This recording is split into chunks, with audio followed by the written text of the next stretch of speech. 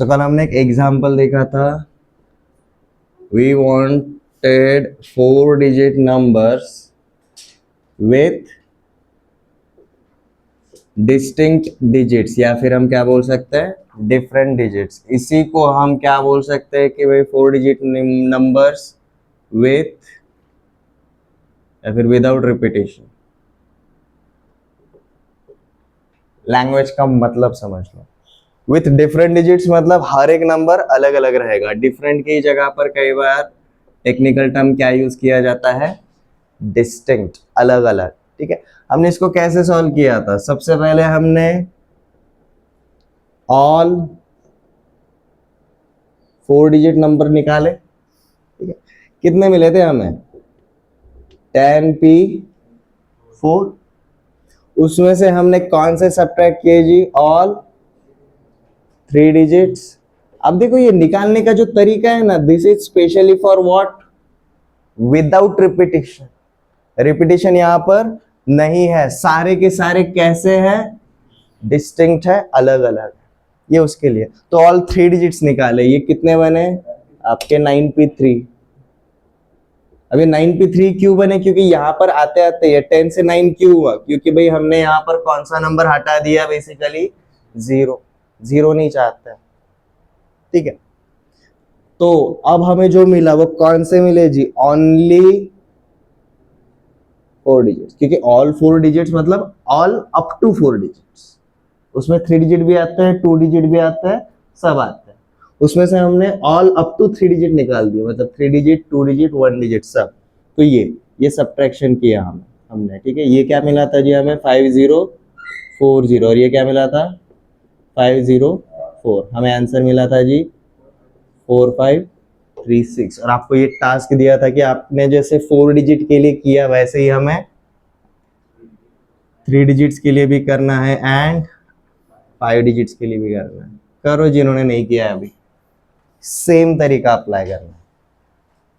अब देखो 4 डिजिट के लिए यहाँ पर 4 था, अब यहाँ पर 3 डिजिट के लिए क्या आएगा? 4 की जगह पर 3 आएगा और यहाँ पर 3 की जगह पर 2 आएगा, बस same pattern.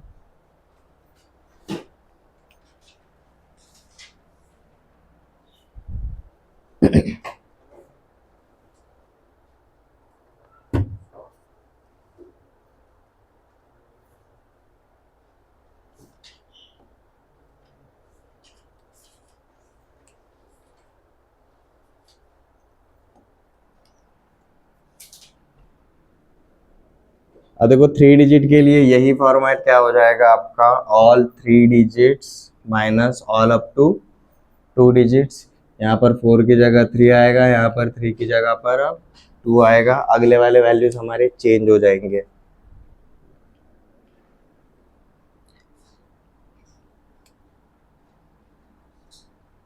Ten P three क्या रहता है जी? 10 इंटू 9 इंटू 8, इतना ही रहेगा बराबर।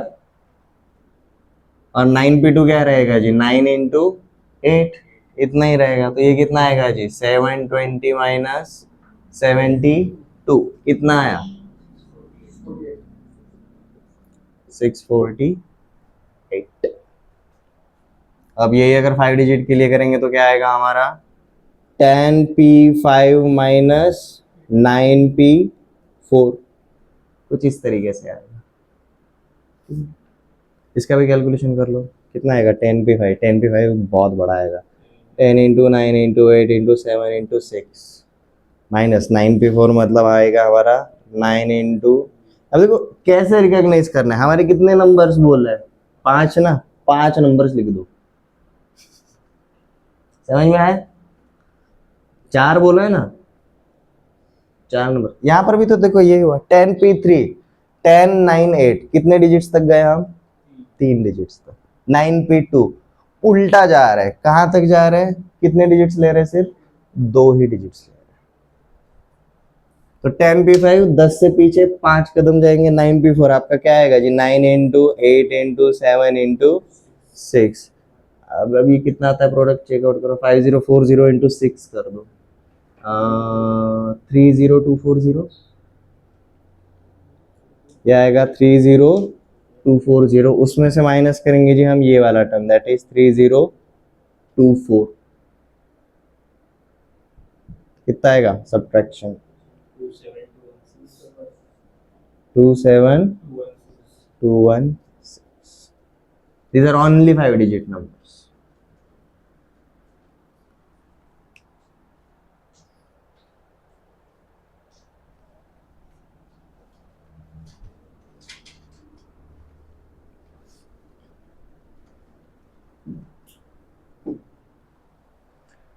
चलो आज के लिए एक क्वेश्चन लेते हैं।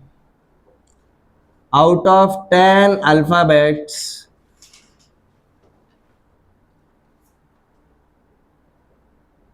10 distinct alphabets,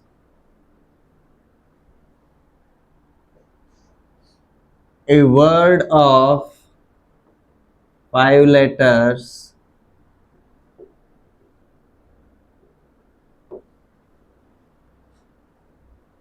is made। अब यहां पर देखो, आपको ब्रैकेट में अगर दिया रहेगा तो अच्छी बात है। अब जो भी हम वर्ड बनाएंगे उसको जरूरी है कि मीनिंग रहे? नहीं, विथ और विदाउट मीनिंग। फाइंड, इसमें सबसे पहला वाला पार्ट हमें फाइंड आउट करना है जी, नंबर ऑफ वर्ड्स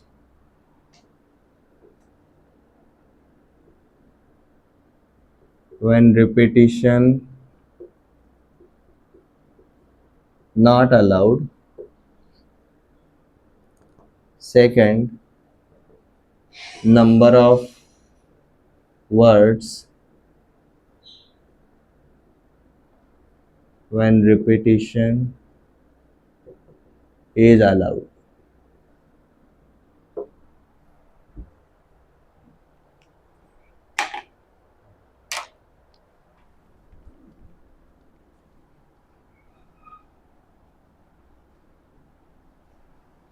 देखो, ये दोनों प्रोसेस को हम डिटेल में देखेंगे, दोनों जगह पर आपका परम्यूटेशन ही यूज होगा। बट जब रिपीटेशन अलाउड नहीं रहता, इसका मतलब हम सेट को एक बार ही पकड़ के चलेंगे। ठीक है, डिफरेंस क्या पड़ता है वो देखो एक बार। आपको प्लेइंग कार्ड्स पता है? ठीक है, प्लेइंग कार्ड्स पता है। ठीक है, कितने रहते हैं? 52 होता है, 52 होता है। अब देखो, अगर मैंने आपको बोला कि 52 कार्ड्स में से कोई तो एक कार्ड चूज करो, ये मैंने पहले स्टूडेंट को बोला, वो एक कार्ड चूज करेगा। अब उससे लिए बगैर अगर मैंने दूसरे स्टूडेंट को बोला कि भाई इसमें से प्लेइंग कार्ड चूज करो, अब पहले स्टूडेंट को चॉइस करने के लिए 52 कार्ड्स थे, बट वो वापस लिए बगैर जब सेकंड के पास गया तो सेकंड वाले को चॉइस करते टाइम कितने ऑप्शंस थे? 51। मतलब सैंपल स्पेस के ऊपर इफेक्ट पड़ा, हमारे सेट के ऊपर इफेक्ट पड़ा। बट ये कब होता है? When repetition is not allowed. समझ में आ रहा है? But when repetition is allowed, इसका मतलब मैंने पहले स्टूडेंट को 52 में से कोई तो एक कार्ड चूज करने के लिए बोला, उसने चूज किया, मैंने वो वापस ले लिया, फिर अब मैं सेकंड के पास जा रहा हूं। मतलब देखो, हर बार सेट वही रिपीट रहेगा।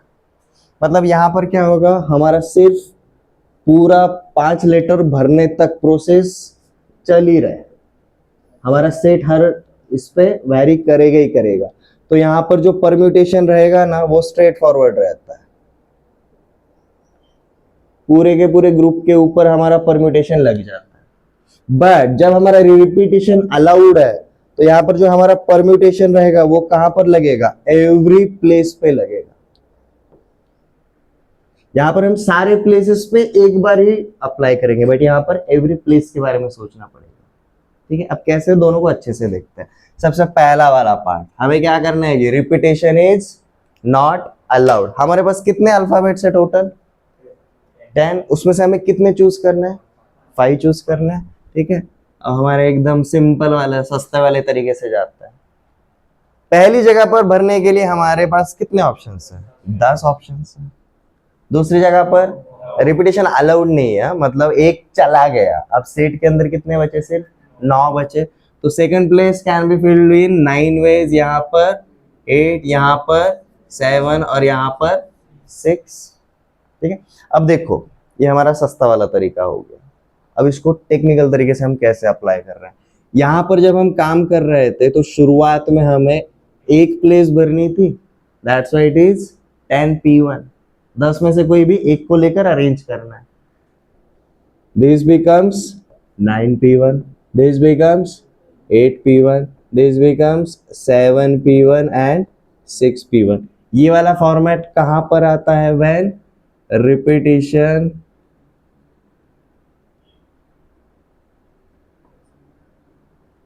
not allowed.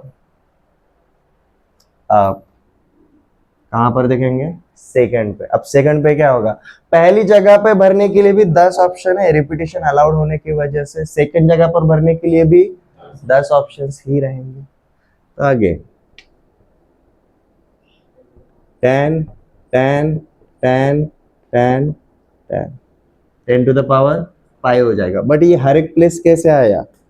10p1 10p1 10p1 10p1 10p1. इस तरीके का फॉर्मेट कब बनता है? When repetition is allowed. ऊपर ना एक ही क्वेश्चन में जानबूझ के लिए, क्योंकि आपको क्वेश्चंस अलग अलग टाइप से पूछे जाते हैं. हम अगर एक ही एग्जांपल के ऊपर अगर डिफरेंस देखेंगे आपको समझ में आएगा. ठीक है, इस टाइप के और करेंगे क्वेश्चंस. ये पैटर्न समझ में आया? अब ये वाले पार्ट के ऊपर देखना. ये हमारा क्या हुआ? 10 टू द पावर 5 हो गया. ये कौन सा लाइक 5 प्लेसेस पे 10 लेटर्स डिस्ट्रीब्यूट करना.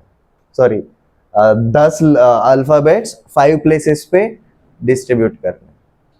पहले प्लेस के लिए 10 ऑप्शंस, दूसरे प्लेस के लिए 10 ऑप्शंस, लाइकवाइज. ठीक है, नोट डाउन कर लो. ये समझ में आया? कैसे आया एवरीवन?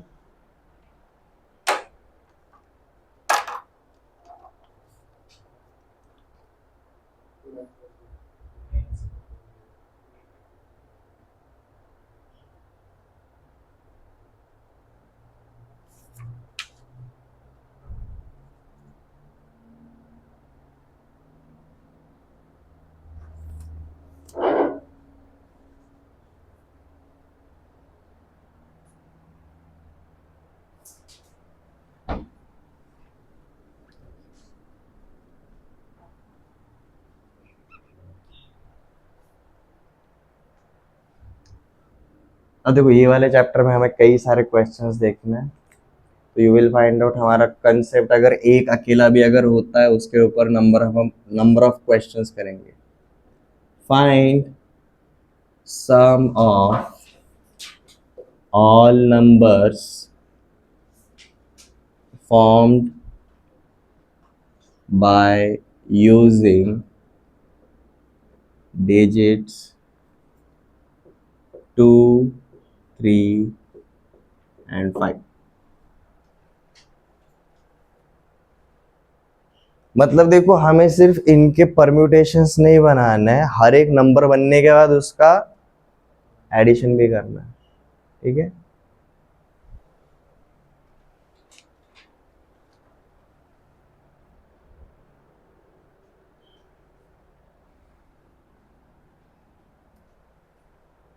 ये दोनों में से आपको कोई भी एक स्पेसिफिकली अगर मेंशन किया अगर रहता है तो वो कब रहता है? When repetition is allowed. ठीक है, अगर डिस्टिंक्ट अगर वर्ड आता है इसका मतलब रहता है रिपीटिशन इज नॉट अलाउड. अब ये वाले क्वेश्चन में देखो कोई भी नहीं है. ठीक है, बाय यूजिंग डिजिट्स हमें ये सारे के सारे डिजिट्स यूज करने हैं. बट ऑब्वियसली कोई भी नंबर बनाते टाइम हम ये डिजिट्स एट ए टाइम ही यूज करेंगे, मतलब रिपीटिशन वहां पर नहीं रहेगा. ठीक है, अब सबसे पहले आपके कितने नंबर्स बनेंगे पहले वो पता चलना चाहिए. हमारे कितने नंबर्स चाहिए? 3. हमें जो भी डिजिट्स जो भी हमें नंबर्स बनाने हैं सारे के सारे यूज करने हैं. मतलब हमारे कितने बनेंगे? 3p3 total number of numbers.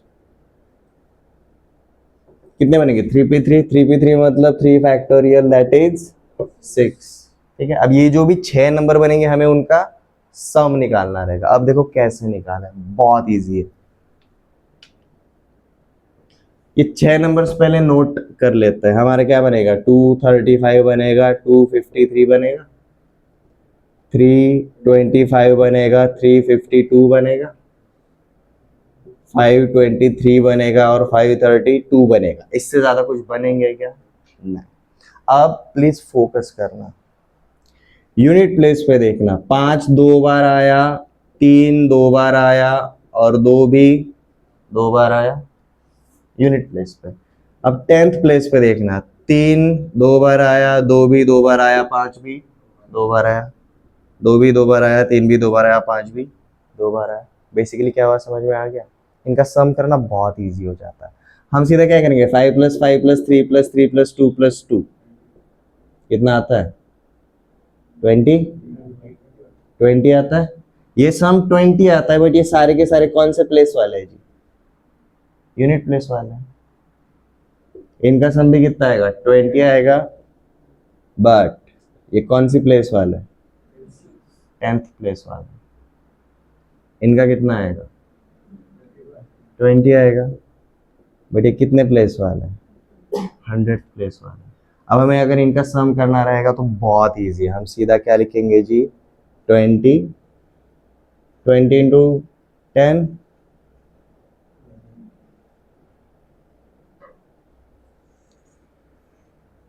आपका सम डायरेक्टली ये आ जाएगा। कितना आता है? 2 2 2 0। एक बार ट्राई करके देखो, क्रॉस चेक करके देखो वही आता है कि नहीं।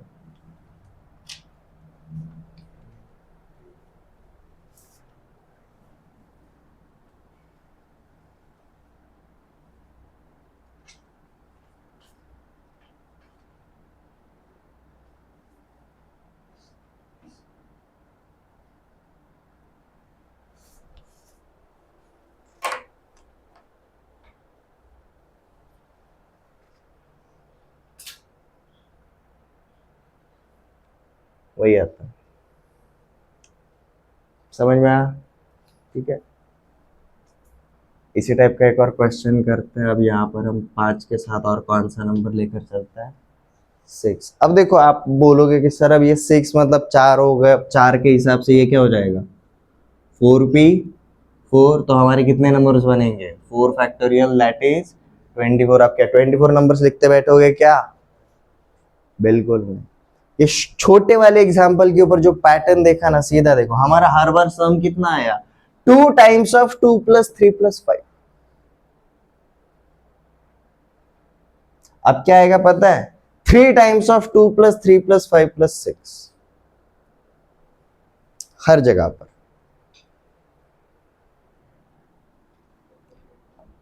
तो जब हम सम ऑफ 24 नंबर्स देखने के लिए जाएंगे, हमें क्या मिलेगा? 2 3 5 एंड 6 है ना।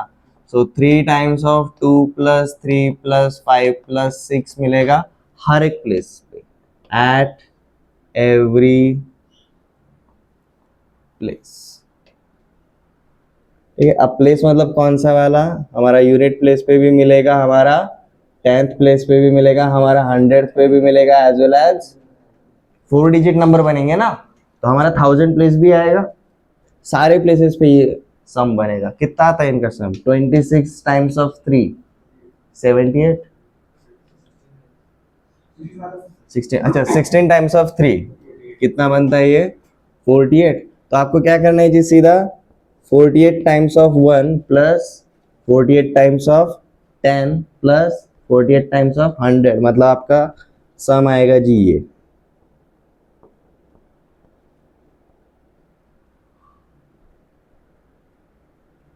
सिर्फ कैलकुलेशन करना, 8 4 8 2 carry 1 3 carry 1 3 carry 1 5।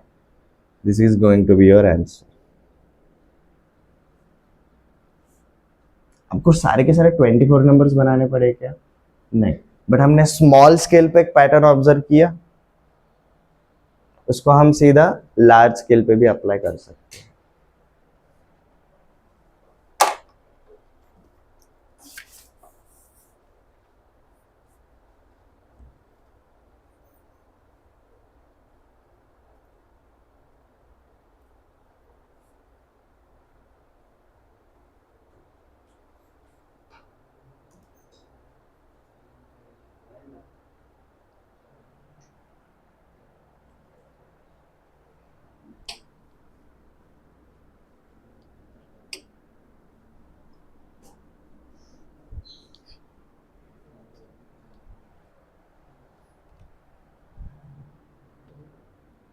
find number of words that can be made from given word.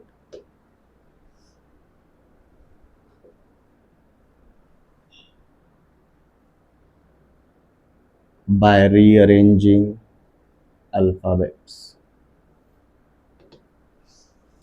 Number 1.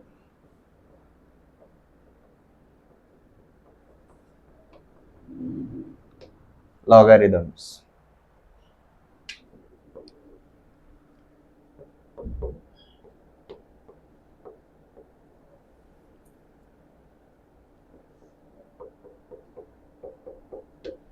Equation.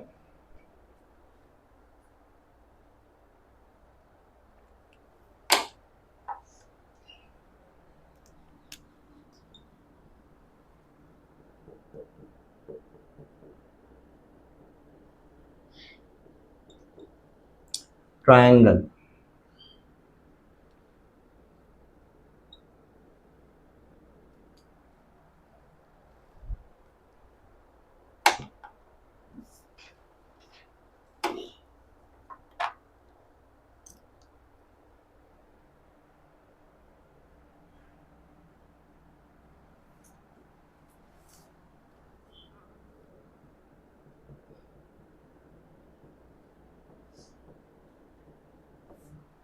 Chemistry. क्या करना है? बहुत इजी है. हमें सारे के सारे अल्फाबेट्स यूज करना है.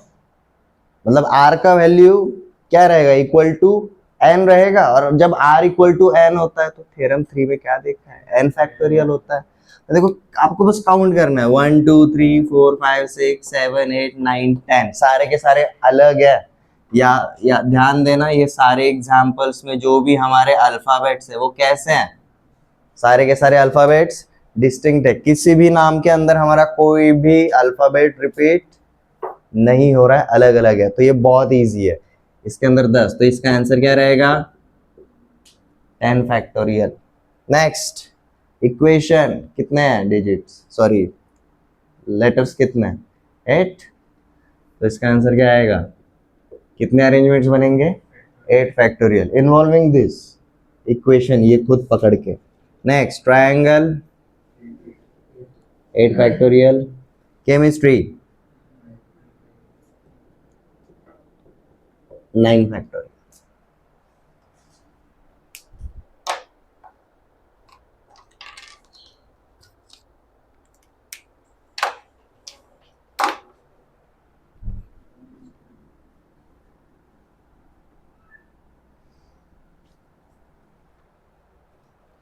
तो मतलब देखो हम डायरेक्ट परम्यूटेशन अप्लाई कब कर सकते हैं? अगर प्रीवियस एग्जांपल अगर याद रहेगा, when repetition is not allowed. मतलब सब कुछ क्या रहेंगे? अलग अलग रहेंगे. सारे के सारे कैसे रहेंगे जी? डिस्टिंक्ट रहेंगे. अब हम देखेंगे जी परम्यूटेशन. ये जो बेसिक समझ चुके हैं, अंडरस्टैंड कर चुके हैं. अब परम्यूटेशन अंडर सर्टेन कंडीशंस भी रहता है. ठीक है. आज के लेक्चर में हम वो सारे के सारे कंडीशंस देखते हुए चलेंगे. सबसे पहले ये एलिफेंट इन द हाउस, इस तरीके से इसको कवर करते हैं. व्हाट विल हैपन व्हेन सारे के सारे ऑब्जेक्ट्स अलग अलग नहीं रहेंगे? कुछ कुछ कैसे रहेंगे? रिपीट होने वाले रहेंगे. फॉर एग्जाम्पल इनके जैसे एक वर्ड पकड़ के चलते हैं. छोटा वाला लेते हैं. हमने कौन सा वर्ड लिया? अगेन. अब यहां पर ए हमारा कितनी बार आया? 2 बार आया. तो जब मैं वर्ड बनाने के लिए जाऊंगा, मैटर करेगा क्या यहाँ पर कौन सा वाला ए आया है? मतलब मैंने एक वर्ड बनाया, लेट जस्ट से GAANI. मैंने एक ऐसा वर्ड बनाया. यहाँ पर A1 यूज किया और यहाँ पर A2 यूज किया. ठीक है. एंड नेक्स्ट इसमें इन दोनों को चेंज कर दिया. मतलब वापस से मैंने ये वर्ड बनाया और मैंने क्या बोला? भाई ये सेकंड वाला ए है और ये अब फर्स्ट. ये दो अलग अलग वर्ड्स मैंने क्या? नहीं. मतलब ये दोनों वर्ड्स क्या रहेंगे? एक ही रहेंगे. मतलब देखो परम्यूटेशन के ऊपर इफेक्ट पड़ता है when all objects are not distinct. When all objects are distinct, it is easy.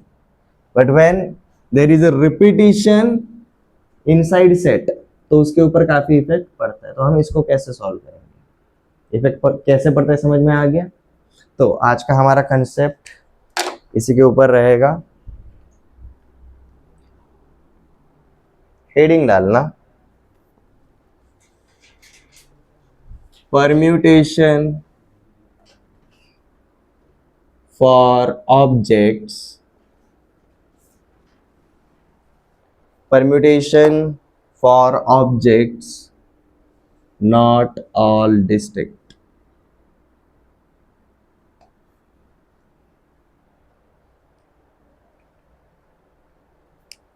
सारे के सारे अलग अलग नहीं है, उसमें से कुछ तो पार्ट है जो क्या हो रहा है जी, रिपीट हो रहा है. ठीक है,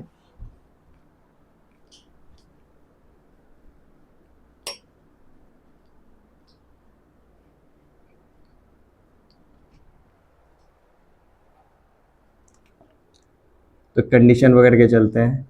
late we have n number of objects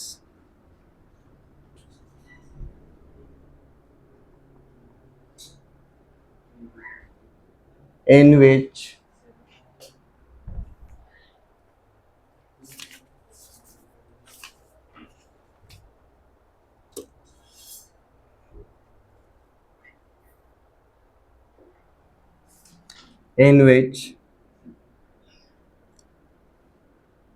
one object is repeated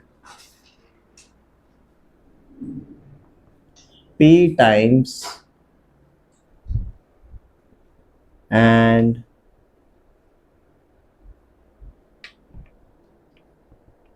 second object is repeated q times. अब देखो जानबूझ के दो ले रहे, सिर्फ एक रिपीटेशन नहीं पकड़ के चल रहे. हमारा कोई तो एक ऑब्जेक्ट रहेगा वो कितनी बार आ रहा है, p बार आ रहा है. कोई तो एक सेकंड ऑब्जेक्ट रहेगा वो कितनी बार आ रहा है, सिर्फ एक बार नहीं आ रहा है, वो q नंबर ऑफ टाइम्स आ रहा है. Then total number of permutations या फिर अरेंजमेंट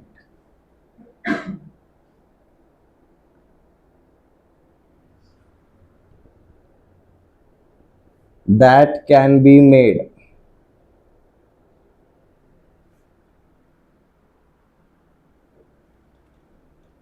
are, अब देखो अगर n ऑल डिस्टिंक्ट रहता है, हमने जस्ट लास्ट एग्जांपल में देखा, अगर ये जो n ऑब्जेक्ट्स है अगर सारे के सारे अलग अलग रहते हैं और अगर हम n एट अ टाइम ले रहे तो हमारा आंसर क्या आता था, n फैक्टोरियल आता था.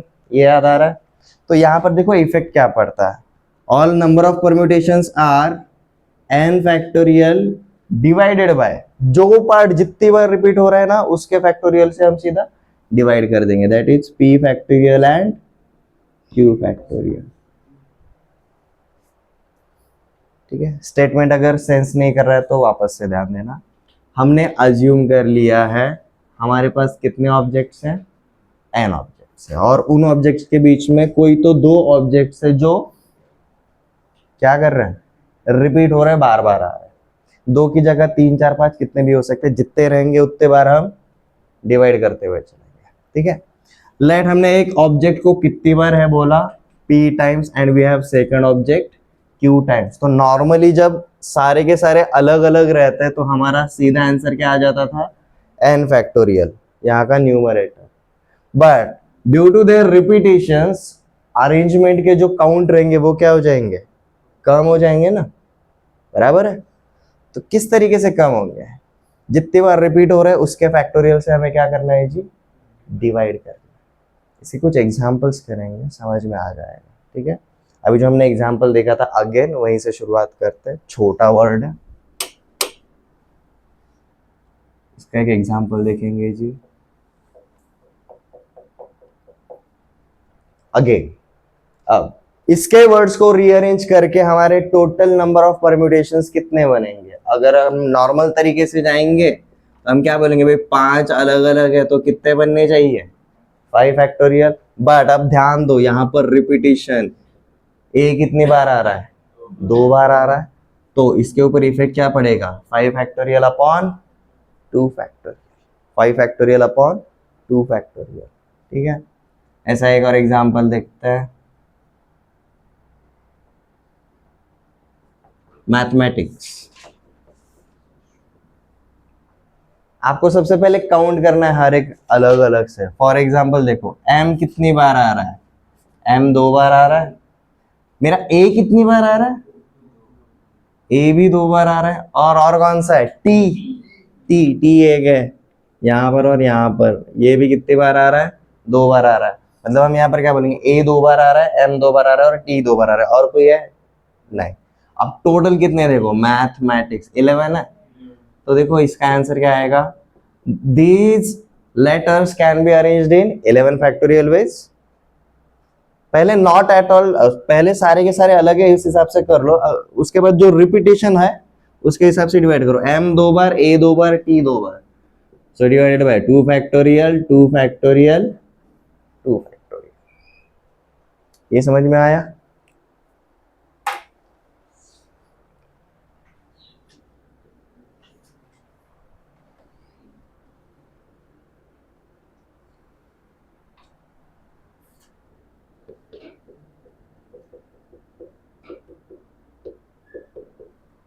इलाहाबाद।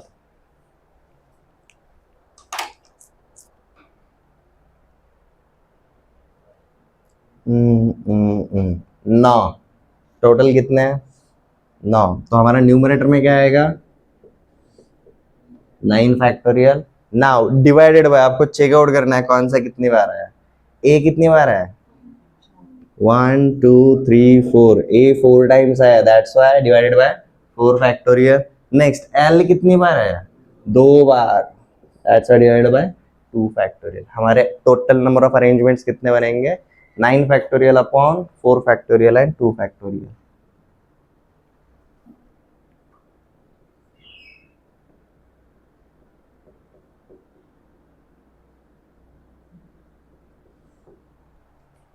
मिसिसिपी,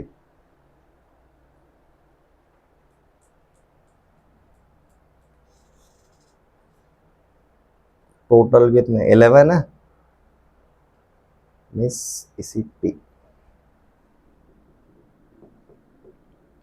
तो न्यूमरेटर में कौन आएगा, 11 फैक्टोरियल। अब रिपीटिशन के ऊपर जाते हैं, आई कितनी बार आ रहा है, 1 2 3 4, आई हमारा 4 टाइम्स आ रहा है, तो आई वाला 4 फैक्टोरियल। एस 4 टाइम्स आ रहा है तो उसका 4 फैक्टोरियल, और पी 2 बार आ रहा है तो उसका 2 फैक्टोरियल।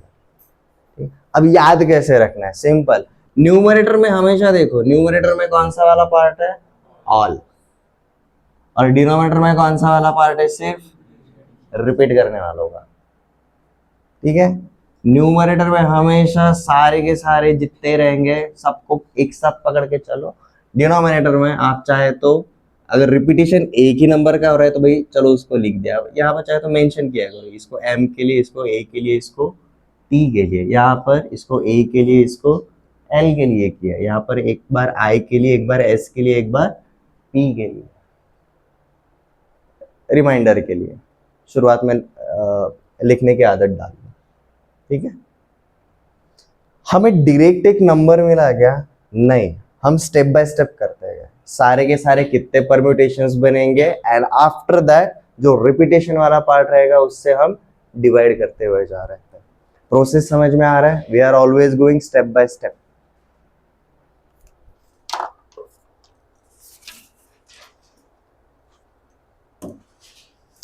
एक और वर्ड ट्राई करो, बनाना।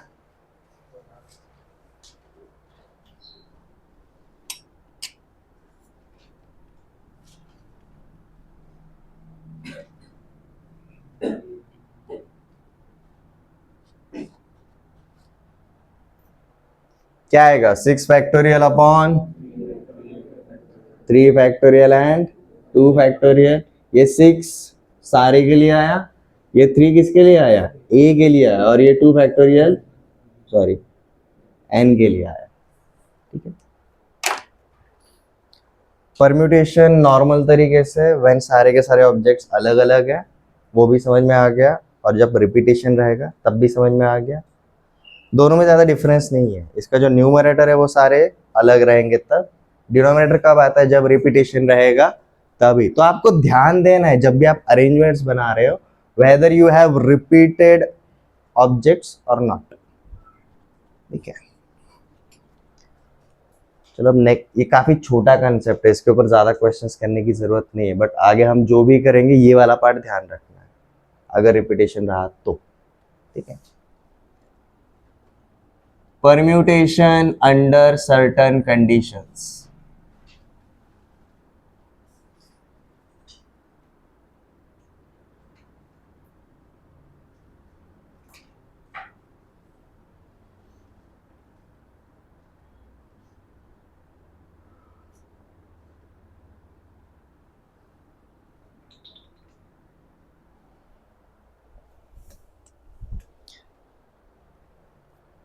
पहले बस हेडिंग डालो, इसको हम अंडरस्टैंड करेंगे।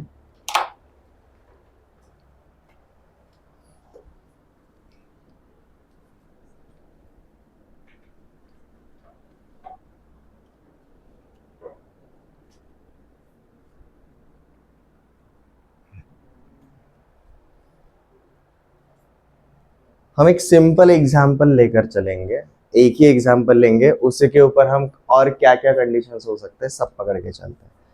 Let's just say we have a dining table, एक जॉइंट फैमिली है इसके अंदर दादा दादी काका काकी वगैरह सब रहता है, ठीक है, कजिन्स वगैरह, और उस अब डाइनिंग टेबल के ऊपर है लेट्स जस्ट से 10 सीट्स। हो गए 10? हाँ जी, नहीं 8 ही हुए ना।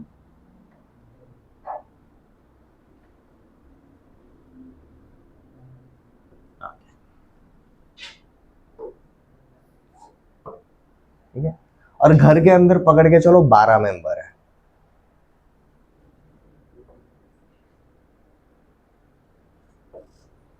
ठीक है, तो हमें पता क्या चला भाई, n का वैल्यू तो पता चल ही गया। ठीक है, अब सर्टेन कंडीशंस क्या रहती है इसी के ऊपर हम ऑब्जर्वेशन करने वाले हैं। लेट्स जस्ट से दादाजी हमेशा खाने के लिए रहती है डाइनिंग टेबल पे, डिनर के टाइम पे दादाजी हमेशा रहते हैं, मतलब उनका रहना तो फिक्स है,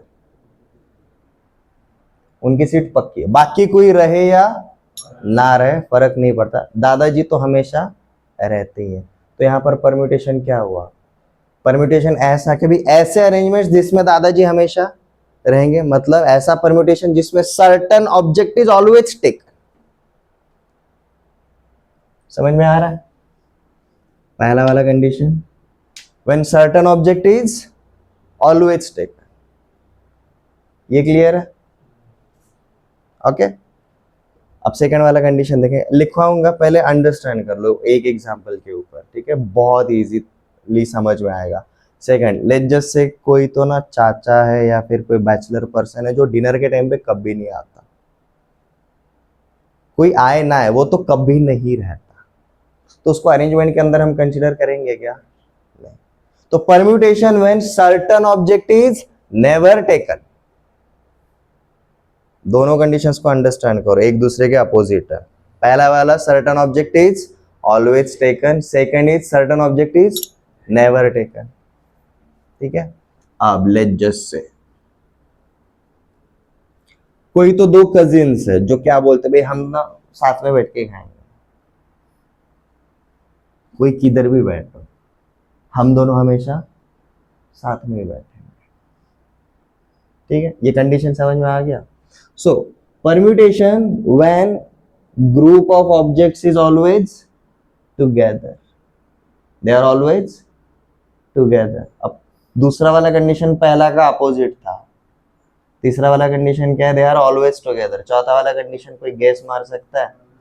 कोई तो दो कजन है जिनके बीच में ना 36 है, खुन्नस है, कुछ तो झगड़े वगैरह हो गए, नहीं ये मेरे साथ बैठेगा ना मैं खाना नहीं खाने वाला, मेरे को और कोई जगह चाहिए। So permutation when certain objects are never together. ये समझ में आ रहा है? ये समझ में आ रहा है? Everyone clear? हम ये 4 परम्यूटेशन अंडर सर्टेन कंडीशंस देखने वाले हैं। और ये जैसे ही हम बनाएंगे, जिस प्रोसेस के थ्रू बनाएंगे, यू विल फाइंड आउट, आपको क्वेश्चन किसी भी टाइप का दिया रहे, आप ये कंडीशंस अंडरस्टैंड कर लोगे, आराम से परम्यूटेशंस निकाल सकते हो। बट ये 4 ऐसी कंडीशंस है जो रेगुलर बेसिस पे पूछी जाती है। यहाँ तक क्लियर है? थ्योरी समझ में आ गया, एग्जाम्पल समझ में आ गया। अब हम उसको क्या करेंगे, step by step 1 by 1 condition बनाएंगे, उसका फॉर्मूला भी क्रिएट करेंगे, उसके एग्जाम्पल्स भी देखेंगे। बट ये एग्जाम्पल सबसे बढ़िया है अंडरस्टैंड करने के लिए, चारों के चारों कंडीशंस। ठीक है?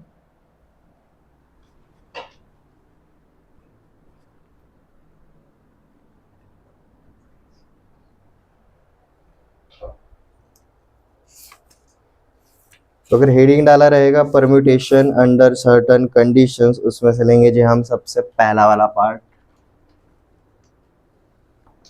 कंडीशन 1।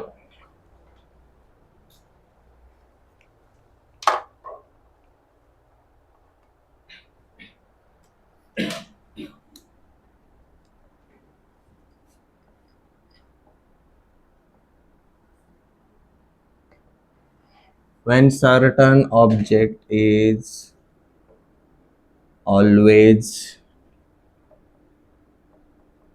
included, ये कंडीशन है। ठीक है, याद रखने के लिए एक छोटा स्टेटमेंट बना है,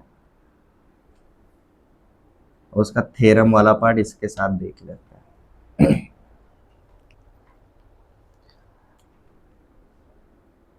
number of permutations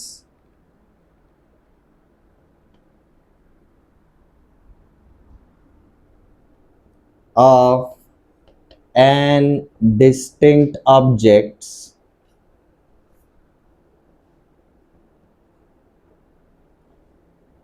taken are at a time।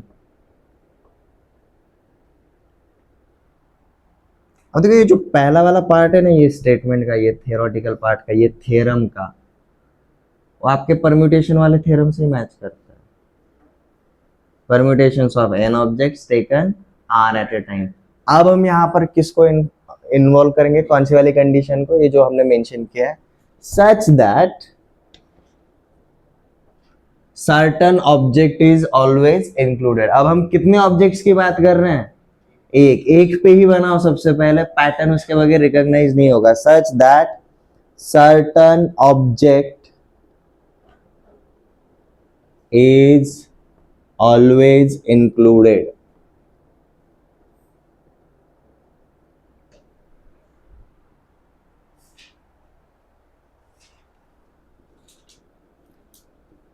is given as, sorry as नहीं, by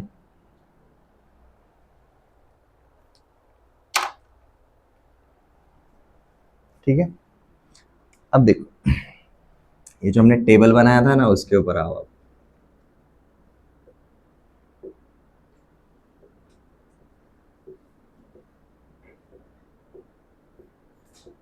टेन सीट्स, क्या बोला, डिनर के टाइम पे ग्रैंडपा हमेशा रहते ही रहता है। ठीक है, वो हमेशा ही रहेंगे। ठीक है, हमारे पास कितने सीट्स है, 10 सीट्स है, 10 सीट्स है। तो मतलब दादाजी जितने भी मेंबर्स रहेंगे उसमें से हम सिर्फ 10 ही जगह पर भर सकते हैं। बट दादाजी के हमेशा रहने की वजह से क्या होगी, एक जगह चली जाएगी, और सारे मेंबर्स में से एक मेंबर भी तो चला जाएगा, मतलब खत्म होगा ना। अब दादाजी को नेक्स्ट अरेंजमेंट के लिए कंसीडर करेंगे क्या, अगर उनको ऑलरेडी एक सीट अलॉट हो गई तो? नहीं करेंगे, बराबर। अगेन, तो सबसे पहले हमने क्या किया जी, certain object is always included. Let just से हमने एक ऑब्जेक्ट की बात कर रहे हैं। अब ये एक ऑब्जेक्ट जो रहेगा, टोटल n में से अगर एक ऑब्जेक्ट अगर ले लिया तो अब कितने ऑब्जेक्ट्स बचेंगे, n-1। अरेंजमेंट में हमारे कितने प्लेसेस थे, r प्लेसेस थे, उसमें से उस ऑब्जेक्ट को एक प्लेस दे दिया तो अब कितने प्लेसेस बचेंगे, r बचेंगे। तो नॉर्मली हमारा परम्यूटेशन क्या आता था, npr आता था, n ऑब्जेक्ट्स में से r उठाए और उनको हमने अरेंजमेंट कर दिया। बट अगर एक ऑब्जेक्ट के लेने की वजह से इसमें से भी एक कम हो गया, उसको ले लिया तो जगह भी कम हो गया। तो अब हमारा नया वाला परम्यूटेशन क्या बनेगा जी, n-1p r-1, एक ऑब्जेक्ट को ही लिया है अब तक, ठीक है। अब दादाजी को तो ले लिया भाई, अब इसमें से टोटल कितने प्लेसेस है, 10 प्लेसेस है। दादाजी कितने तरीकों से बैठ सकते हैं, 10 तरीकों से बैठ सकते हैं, जिधर बैठना चाहे उधर बैठ जाए। तो इसको हम मल्टीप्लाई करेंगे अब किसके साथ, r के साथ, because r number of places है ना, n नंबर ऑफ मेंबर्स है, n मेंबर्स r प्लेसेस पे अरेंज करने हैं। तो नॉर्मल तरीके से हमारे अरेंजमेंट्स कितने बनेंगे, npr, बट उसमें से certain person is always considered, उसकी वजह से n में से वो पर्सन निकल जाएगा, उसको प्लेस दी तो प्लेसेस में से भी वो एक जगह चली जाएगी, और वो जो अकेला पर्सन जो हमने बाहर निकाला ऑलरेडी, उसका अरेंजमेंट किस तरीके से होगा, उसको एक ही प्लेस चाहिए ना, तो he will be placed like this, rp1। ये समझ में आ गया, ठीक है। तो इट इज गिवन बाय, अब rp1 क्या रहता है, r हमने देखा था जस्ट एक एग्जांपल, np0 हमेशा 1 रहता है, बट np1 क्या रहेगा, हमेशा n रहेगा, तो rp1 क्या हो जाता है, r हो जाता है। तो हम सीधा फॉर्मूला लिख सकते हैं जी, r multiplied with n-1p r-1। बोलो, रिपीट करने वाला हूँ, डोंट वरी। ये एग्जाम्पल के ऊपर रफली अंडरस्टैंड करना is one part, but technically जाना बहुत क्रिटिकल रहता है, ठीक है। तो टेक योर टाइम, कोई प्रॉब्लम नहीं, थोड़ा सा स्लो जाएंगे, बट एक बार ये अंडरस्टैंड कर लिया ना, बहुत हेल्प करेगा। पहले यहाँ तक लिख लो, ये फॉर्मूला जब भी हम ऑब्जर्व करेंगे, आप हमेशा टुकड़ों टुकड़ों में ऑब्जर्व करोगे, ब्रेक ब्रेक में करोगे। जैसे कि अब यहाँ पर अगर आप ऑब्जर्व करोगे, ये जो आर वैल्यू है ना, किसके लिए है, ये सर्टन ऑब्जेक्ट के लिए बना है, सॉरी,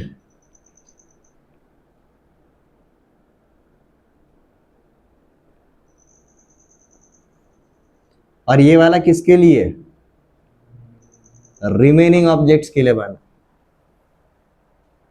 ठीक है। अब ये वाले पार्ट के ऊपर अगर ध्यान दिया, वापस से एक्सप्लेन करता हूं, ठीक है। कंडीशन क्या है वो समझ में आ रहा है, n में से हम r लेकर अरेंजमेंट्स बनाने वाले हैं। We have total n number of distinct objects, उसमें से हम r एट ए टाइम लेने वाले हैं, such that certain object is always included. अब हम फिलहाल शुरुआत में कितने ऑब्जेक्ट्स की बात कर रहे हैं, सिर्फ एक ऑब्जेक्ट की, ठीक है। Since that one object is selected, तो क्या होगा, n में से भी एक माइनस हो जाएगा, और जो r ले रहे थे उसमें से एक अगर ले लिया ऑलरेडी, अब कितने लेने, r-1 लेने पड़ेंगे। तो देखो हमारा क्या आया, n-1 total number of objects, and remaining arrangements के लिए हमने कितना लिया जी, r-1। हमारा ये वाला पार्ट कैसे बना वो समझ में आ गया। अब जो हमने एक सर्टन ऑब्जेक्ट बाहर ले लिया, टोटल प्लेसेस में से एक ऑब्जेक्ट के लिए कितनी प्लेसेस ढूंढनी पड़ेंगी, एक ही तो ढूंढनी पड़ेगी, तो वो क्या बन जाएगा हमारा, rp1, r प्लेसेस में से कोई भी वन प्लेस, लाइक दिस। तो हमारा आ जाता है जी ये वाला पार्ट। अब व्हाट इफ अगर इसको अगर हम स्केल में बढ़ाएं, like certain object is always taken up, दो ऑब्जेक्ट हमेशा आएंगे ही आएंगे। अब ले जैसे दादा के साथ दादी भी है, हमेशा खाने डिनर के टाइम पे तो वो रहने ही वाली है। तो देखो अब इफेक्ट क्या पड़ता है, सेम तरीके से जाएंगे। शुरुआत हमारा नॉर्मल ये तरीका था, अब कंडीशन क्या है, two objects are always taken, two objects are always taken. अब मतलब अब दादा और दादी अगर हमेशा आने वाले रहेंगे तो क्या हो जाएगा, n-2, n-2, एंड प्लेसेस पे भी क्या इफेक्ट पड़ेगा, r-2, बराबर। ये जो निकाला वो हमने किसके, दादा और दादी के अलावा जो बच्चे हुए वो रिमेनिंग के लिए। अब दादा दादी के ऊपर फोकस करते हैं, दादा और दादी कितने हैं, दो, दोनों के लिए कितनी जगह चाहिए, दो ही प्लेसेस चाहिए रहेंगे। ऑर्डर मैटर करेगा, मतलब हम परम्यूटेशन करेंगे, तो मतलब परम्यूटेशन करेंगे, उसमें से हमें कितने लेने, 2 लेने। How many places do we have, r P2। ये समझ में आ गया? ठीक है।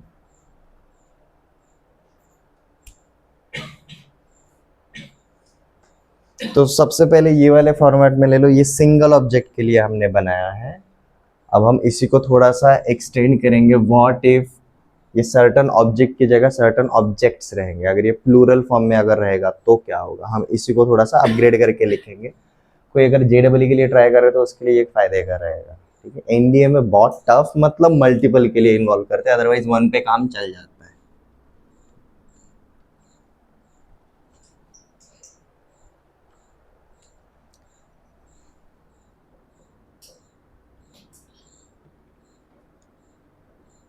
When x number of objects are always included,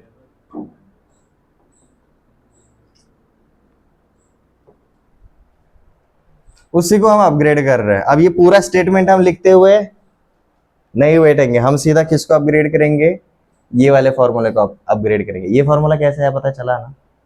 ठीक है, तो अब देखो, जब हमने 1 लिया था तो क्या आया था, n-1 p r-1, मतलब जो हमारा नॉर्मली क्या था, n p r था। 1 ऑब्जेक्ट के लिए क्या हो गया, ये n-1 p r-1 हो गया। और नॉर्मली इसके साथ कोई नहीं था, तो मतलब सामने मल्टीप्लिकेशन के लिए कौन था, 1 था। और 1 कहां पर परम्यूटेशन पे मिलता है, rp0 पे मिलता है, बराबर है। बट जब हमने 1 ऑब्जेक्ट लिया तो ये rp0 किस में हो गया, देखो ये rp0 किस में कन्वर्ट हो गया, rp1 में। मतलब जब 1 ऑब्जेक्ट लिया तो npr चेंज हो गया इसमें और rp0 चेंज हो गया इसमें। तो अगर x ऑब्जेक्ट लेंगे तो क्या हो जाएगा,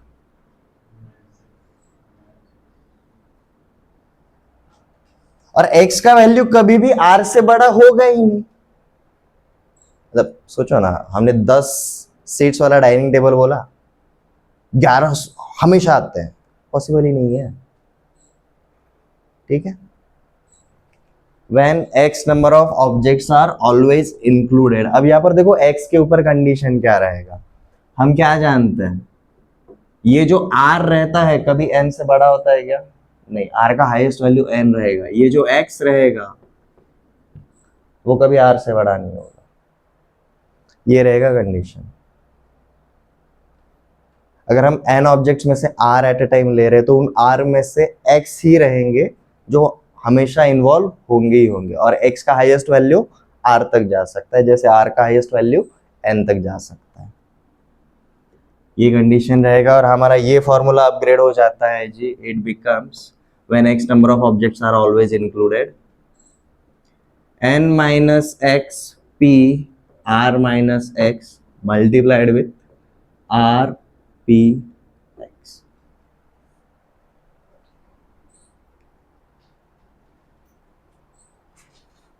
यहां पर सिंगल ऑब्जेक्ट था इसलिए ये क्या आया था जी, rp1।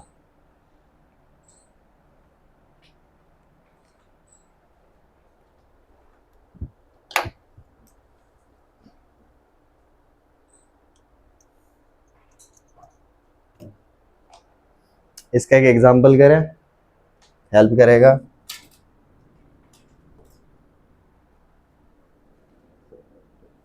एक छोटा वाला वर्ड उठाते हैं, इसी के साथ खेलेंगे। हमने एक वर्ड उठाया जी, पेंसिल। ठीक है, अब हमारे पास टोटल कितने अल्फाबेट्स हैं, 6। अब हमने क्या बोला जी, हमें एक 5 लेटर वर्ड बनाना है जिसके अंदर पी हमेशा आना चाहिए। Construct a 5 letter word such that,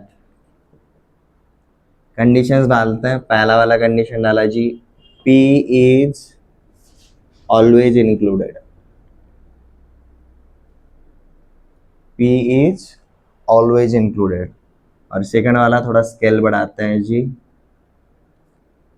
C and L are always included. दोनों निकालो, फॉर्मूले के अंदर डालना है बस। आप अगर ये वाला फॉर्मूला भी याद रखते हो तो कोई प्रॉब्लम नहीं है। x की जगह पर अब सिर्फ क्या आएगा, p मतलब 1 आएगा, यहाँ पर x की जगह पर अब क्या आएगा, 2 आएगा। r की जगह पर क्या आएगा, 5 आएगा, और n की जगह पर क्या आएगा, 6 आएगा। ये लेफ्ट साइड हो गया, नोट डाउन करके।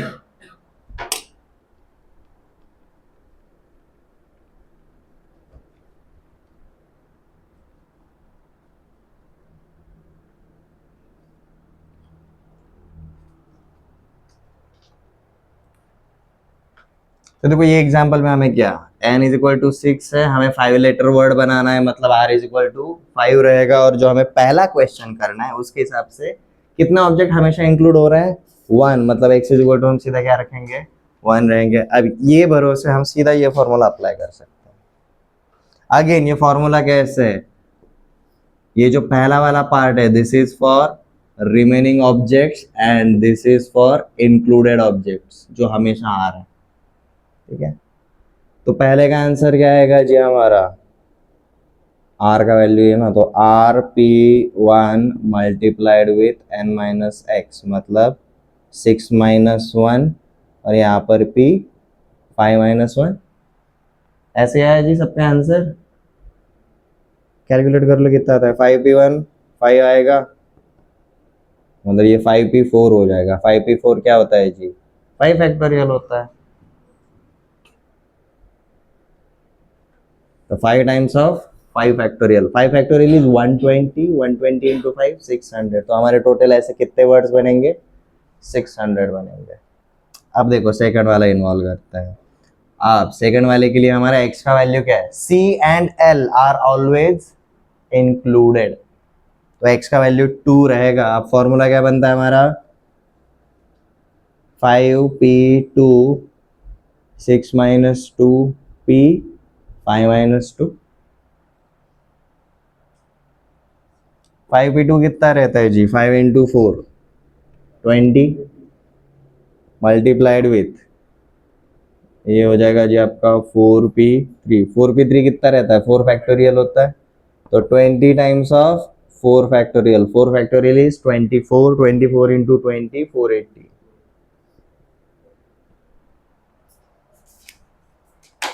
पहला कंडीशन समझ में आया जी।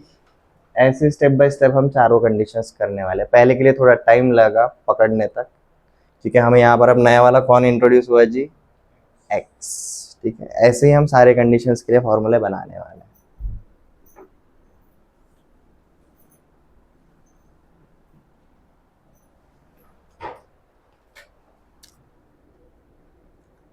हमारा कंडीशन 2 क्या है जी, व्हेन, पहला वाला था when certain object is always included, second वाला कंडीशन इसका अपोजिट रहेगा मीनिंग वाइज, व्हेन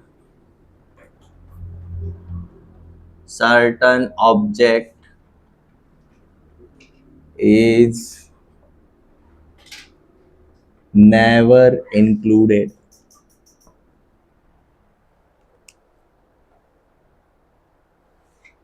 चाहे तो आप टाइटल के ऊपर ना पहली जगह पर और दूसरी जगह पर ये वाले पार्ट को हाईलाइट कर दो, ऑलवेज इंक्लूडेड, नेवर इंक्लूडेड, तो जब आप रिवाइज करोगे तो इजी जाएगा।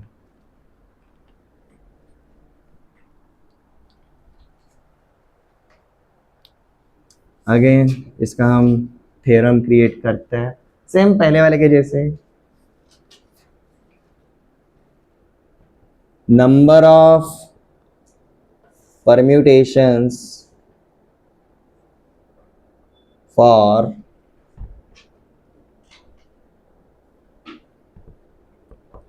n number of objects taken, कितना ले रहे are at a time such that अब यहां पर क्या होगा जी, certain object is never included. हम एक ऑब्जेक्ट की बात कर रहे हैं बस फिलहाल। Certain object is never included is given by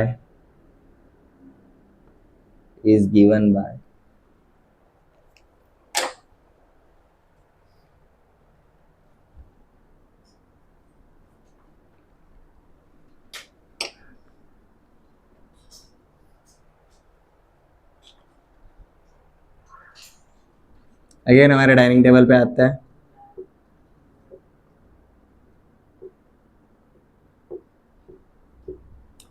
लेकिन जैसे कोई तो है जिसका जॉब जिस तरीके का है ना, वो शाम के डिनर के टाइम पे कभी रहता ही नहीं। सब आता है बट वो कभी भी नहीं रहता। तो नॉर्मली हमारे अरेंजमेंट्स कब बनते हैं? जब हम सबको लेते हैं तो NP-R बनता है।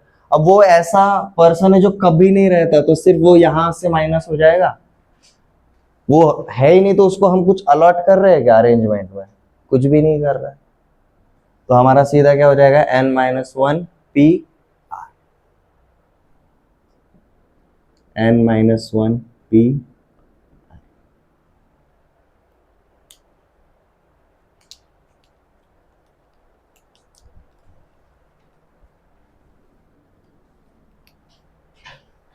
अब हम सर्टन ऑब्जेक्ट नेवर इंक्लूडेड में सिंगल के लिए ये बना, अगर हम मल्टीपल अगर करने जाएंगे तो क्या होगा? N-X when X objects are never included।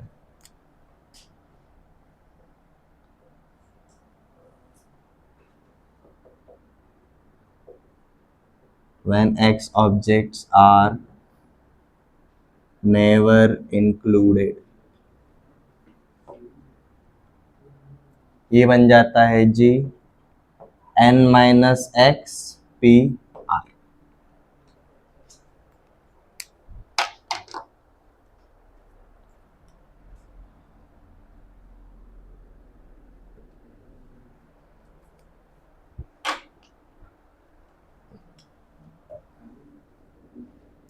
हमने एक वर्ड लिया जी, सिंपल वाला ट्रायंगल, और बोला जी construct 5 letter word such that. अब देखो कंडीशंस क्या है। नंबर 1,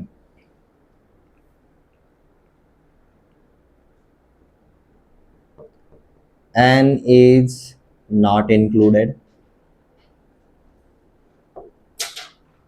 और नंबर 2 पे बोला है जी vowels are not involved, are not included।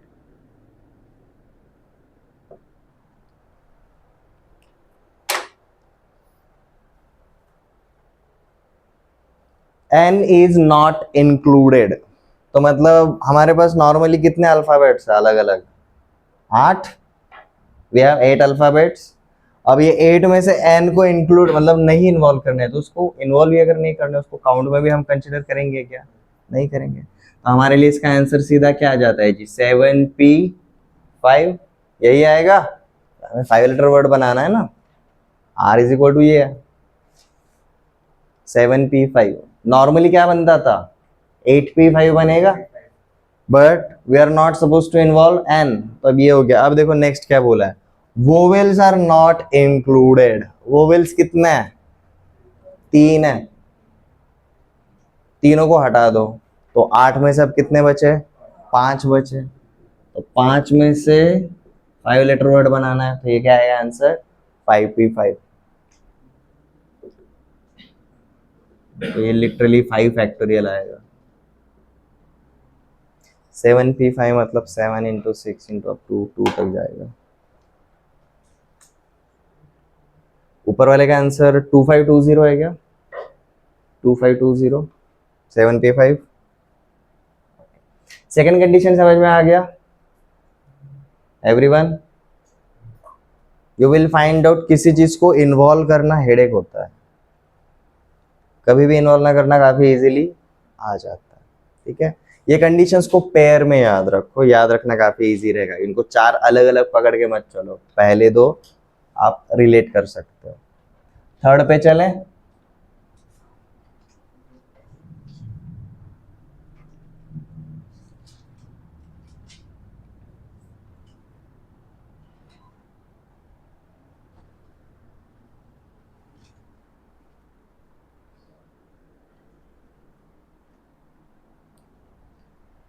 Okay,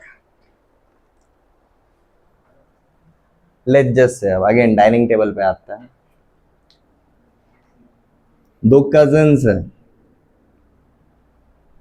सब कुछ साथ में करते हैं, स्कूल भी साथ में जाते हैं, खेलने के लिए भी साथ में जाते हैं, ट्यूशन के लिए भी साथ में जाते हैं, खाना खाने के लिए भी साथ में ही बैठते हैं। ठीक है, वो दोनों ने जिद कर ली कि भाई नहीं, हम दोनों तो हमेशा साथ में ही बैठेंगे। ठीक है, तो अब हमारा क्या हो गया जी, हमारा कंडीशन किसके ऊपर लगा, ये ग्रुप के ऊपर लगेगा। Everyone clear? ठीक है, तो अब हम इसको डिवाइड करेंगे कैसे, जिनको साथ में बैठना उनका एक पार्ट अलग, और जो बाकी बचे रहेंगे उनका पार्ट अलग, इस तरीके से ऑब्जर्व करेंगे। ठीक है, अब साथ में बैठने के लिए हम कम से कम कितने ले सकते हैं ऑब्जेक्ट्स, दो ही पकड़ के चलेंगे। ठीक है, तो स्टेप बाय स्टेप जाते हैं। अगर हमारे n ऑब्जेक्ट्स में से हम r एट अ टाइम अगर ले रहे हैं, तो उसमें से हमारे नॉर्मली कितने बनते थे परम्यूटेशंस, n p r बनते थे। अब उसमें से अगर दो ऑब्जेक्ट्स हमेशा साथ में बैठने की बात कर रहे हैं, मतलब ये इन्वॉल्व हो रहे कि नहीं हो रहे, हो रहे, बराबर है। तो ये दोनों को अगर मैंने बाहर निकाल लिया तो अब मेरे पास कितने बचेंगे, n-2। वो दोनों इन्वॉल्व हो रहे, इसलिए अब यहां पर क्या बचेगा, r की जगह r-2, और जो दो रहेंगे दोनों को देखो बाहर ले लिया। ये किस तरीके से अरेंज हो सकता है, लाइक ऐसा भी तो हो सकता है ना, ये मेरा कजन 1 इधर है, कजन 2 ये तब भी साथ में, और कजन 2 इधर है और कजन 1 ये भी तो साथ में ही है। These two can be arranged in two factorial ways। ये दोनों के लिए दो चेयर दे दी, तो बेसिकली क्या हो गया, 2p2, दो लोग दो जगह पर अरेंजमेंट हो कर लेंगे। तो जिनको हमेशा साथ में बैठना है उनके लिए हमने ये पार्ट क्रिएट किया है, और जो बचे हुए रहेंगे उनके लिए हमारा ये पार्ट रहता है। ये समझ में आ गया एवरीवन? इसको हम एक स्टेटमेंट में बना लेते हैं, बोलो। टुगेदर वाला नहीं समझा, ओके। दो ऑब्जेक्ट्स को हमेशा साथ में रखना, साथ में रखने के लिए कम से कम दो ऑब्जेक्ट्स को हम पकड़ के चल रहे हैं। दो ऑब्जेक्ट्स को हमेशा साथ में रखना है, कितने में से दो ऑब्जेक्ट्स, n में से। तो n में से दो ऑब्जेक्ट्स को हमने अलग अगर ले लिया तो n में से अब कितने का सिलेक्शन करेंगे हम, सिर्फ n-2। वो साथ में आ रहे हैं मतलब इन्वॉल्व हो रहे हैं, तो r प्लेसेस में से अब जगह भी कितनी बची, r-2। तो ये हमारा रिमेनिंग के लिए हो गया। अब जिनको हमने ऑलरेडी सेलेक्ट किया उनको लेकर आते हैं टुगेदर। अब इनको साथ में बैठना है ना, तो मतलब ये दोनों के लिए दो प्लेसेस, मतलब for this two R B, जो टू यहां से माइनस किया वो भी तो इन्वॉल्व होगा, तो 2p2 दोनों को दो जगह पर अरेंज करना है। That's why it become 2p2। अब यहां पर अगर दो की जगह अगर हम तीन अगर लेते तो यहां पर क्या हो जाता है, n-3p r-3, और यहां पर क्या हो जाता है 3p3। लाइकवाइज, समझ में आया? ओके, इसको एक स्टेटमेंट में लिख लेते हैं। Condition 3, when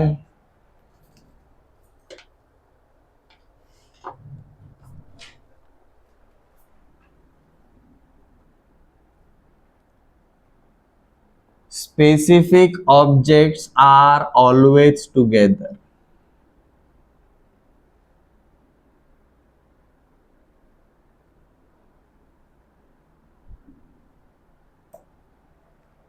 when specific objects are always together, और यहां पर हम कितने काउंट के लिए पकड़ के चल रहे हैं जी, शुरुआत में सिर्फ दो के लिए। हम इसके लिए अपग्रेडेड फॉर्मूला भी बनाएंगे। अब इसको थ्योरी में लिख लेते हैं। थ्योरी प्रीवियस वाले के जैसा ही, number of permutations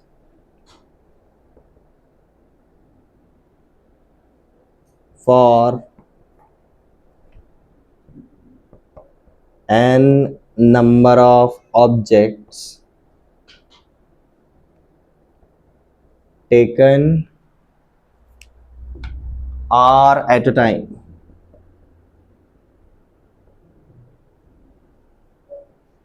such that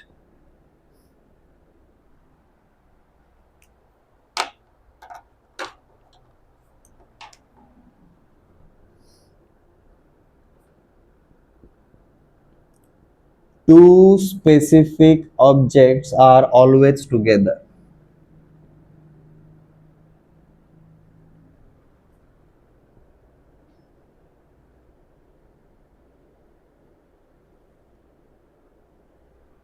When two specific objects are always together is given by is given by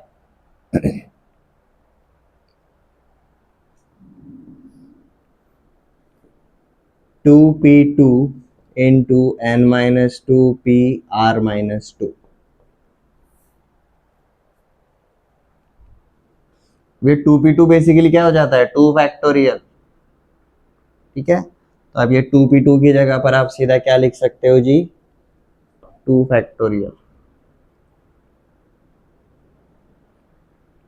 तो देखो n में से r एट ए टाइम ले रहे हैं such that 2 are always together, तो इसका आंसर क्या मिला, 2 factorial into n minus 2p r minus 2। अब सिमिलरली अब 2 की जगह अगर मैं x लूंगा तो क्या होगा, x factorial multiplied with n minus x P r minus x, और x के ऊपर कंडीशन मत बोलो, x is less than r।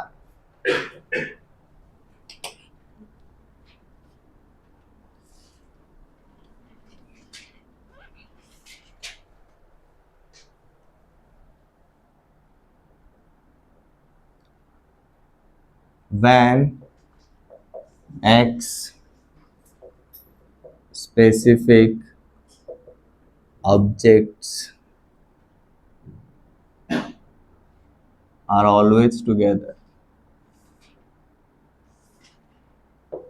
are always together, ये हमारा फॉर्मूला क्या बन जाएगा जी, x factorial into n minus x P r minus x. यहाँ पर कंडीशन क्या है जी हमारा,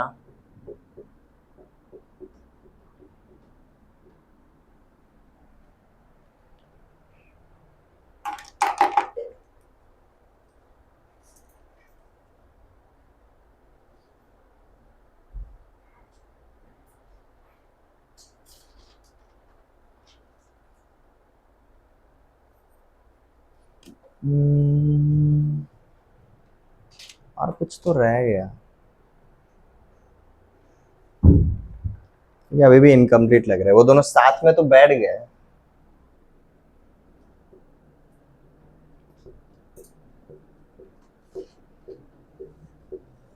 दोनों साथ में तो बैठ गए, बट ऐसा नहीं ना कि इधर ही साथ में बैठना चाहिए, इधर भी साथ में बैठ सकते हैं।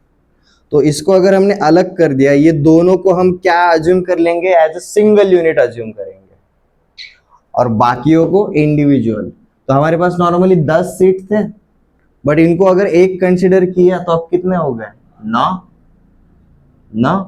9 में से किसी भी एक जगह पर ये अरेंज हो जाएंगे। तो यहाँ पर हमारा एक पार्ट मिसिंग है, वो ये कर दो जी, ये 2 फैक्टोरियल इंटू 1 इंटू दिस। अब 1 के रहने की वजह से एक्चुअली कुछ फर्क नहीं पड़ता, sorry, r minus 1 into this, ये एक पार्ट ऐड कर दो। नॉर्मली ध्यान नहीं जाता, बट ये एग्जांपल की वजह से गया, तो हमारा यहाँ पर भी चेंज हो जाएगा।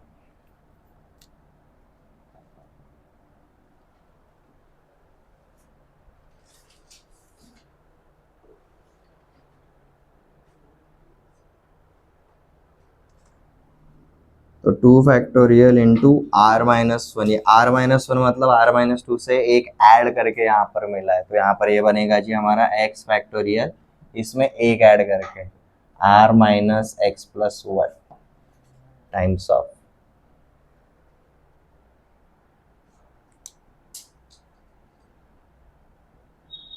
ये करेंगे क्वेश्चन समझ में आएगा, अभी आप सिर्फ थ्योरी देख रहे हो।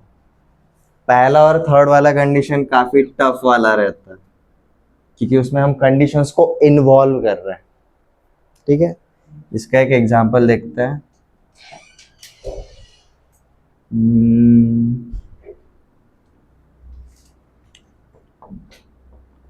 हमने वर्ड लिया जी इक्वेशन। ठीक है,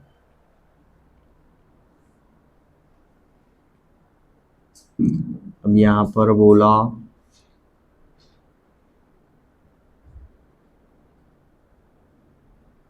arrange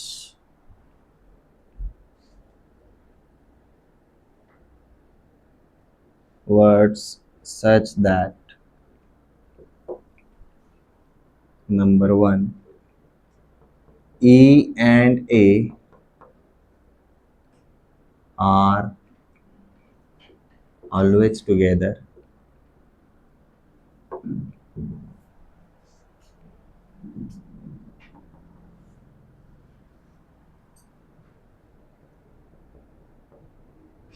all vowels are always together,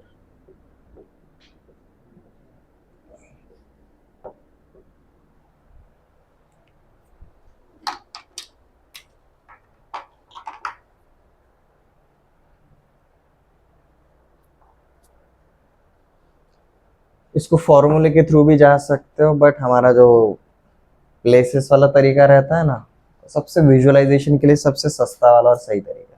ठीक है, पहले का आंसर ये फॉर्मूले के हिसाब से जवाब सीधा। E and A are always together, मतलब हम कितने ऑब्जेक्ट्स के साथ में रहने की बात कर रहे हैं? 2।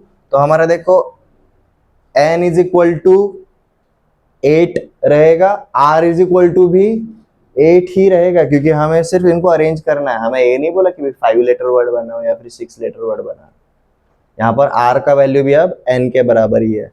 तो देखो ये क्वेश्चन में हमें क्या पता चला, n is equal to 8, r is equal to 8, और ये पहले कंडीशन के हिसाब से यहाँ पर x इज इक्वल टू क्या रहेगा? 2 रहेगा। तो हम ये वाले फॉर्मूले में सिर्फ क्या करेंगे, x की जगह पर 2 डालेंगे और वो बाकी सारे वैल्यूज।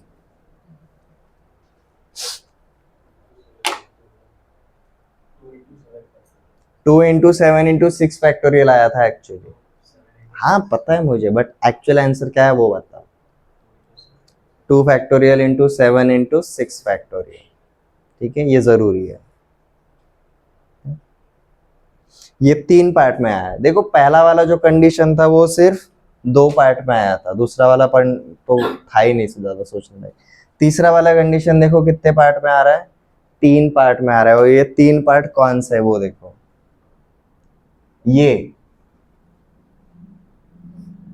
जो हमेशा साथ में रहने वाले हैं उनके लिए ये फैक्टोरियल वाला पार्ट आया। ये जो था ना वो किन के लिए था, जो रिमेनिंग थे उनके लिए था। बट ये जो बीच वाला पार्ट है ना, ये टुगेदर वालों का रिमेनिंग वालों के साथ जो अरेंजमेंट बन सकता है उससे रिलेटेड है। तो बेसिकली हम क्या बोल सकते हैं, जो टुगेदर वाले हैं ना उनका प्लेसमेंट वाला ये पार्ट है। वो साथ में तो रहेंगे बट कहां पर रहेंगे, कुछ बोला है क्या? हम यहाँ पर सिर्फ क्या बोला, E and A are always together. ऐसा बोला क्या कि पहले और दूसरे जगह पे E एंड A होने चाहिए, ऐसा कुछ बोला क्या? नहीं। वो एंड में भी साथ में हो सकते हैं, बीच में भी साथ में हो सकता है। तो पहले वाले का आंसर क्या है जी, 2 फैक्टोरियल इंटू 7 इंटू 6 फैक्टोरियल। इसको दोनों तरीके से देखेंगे।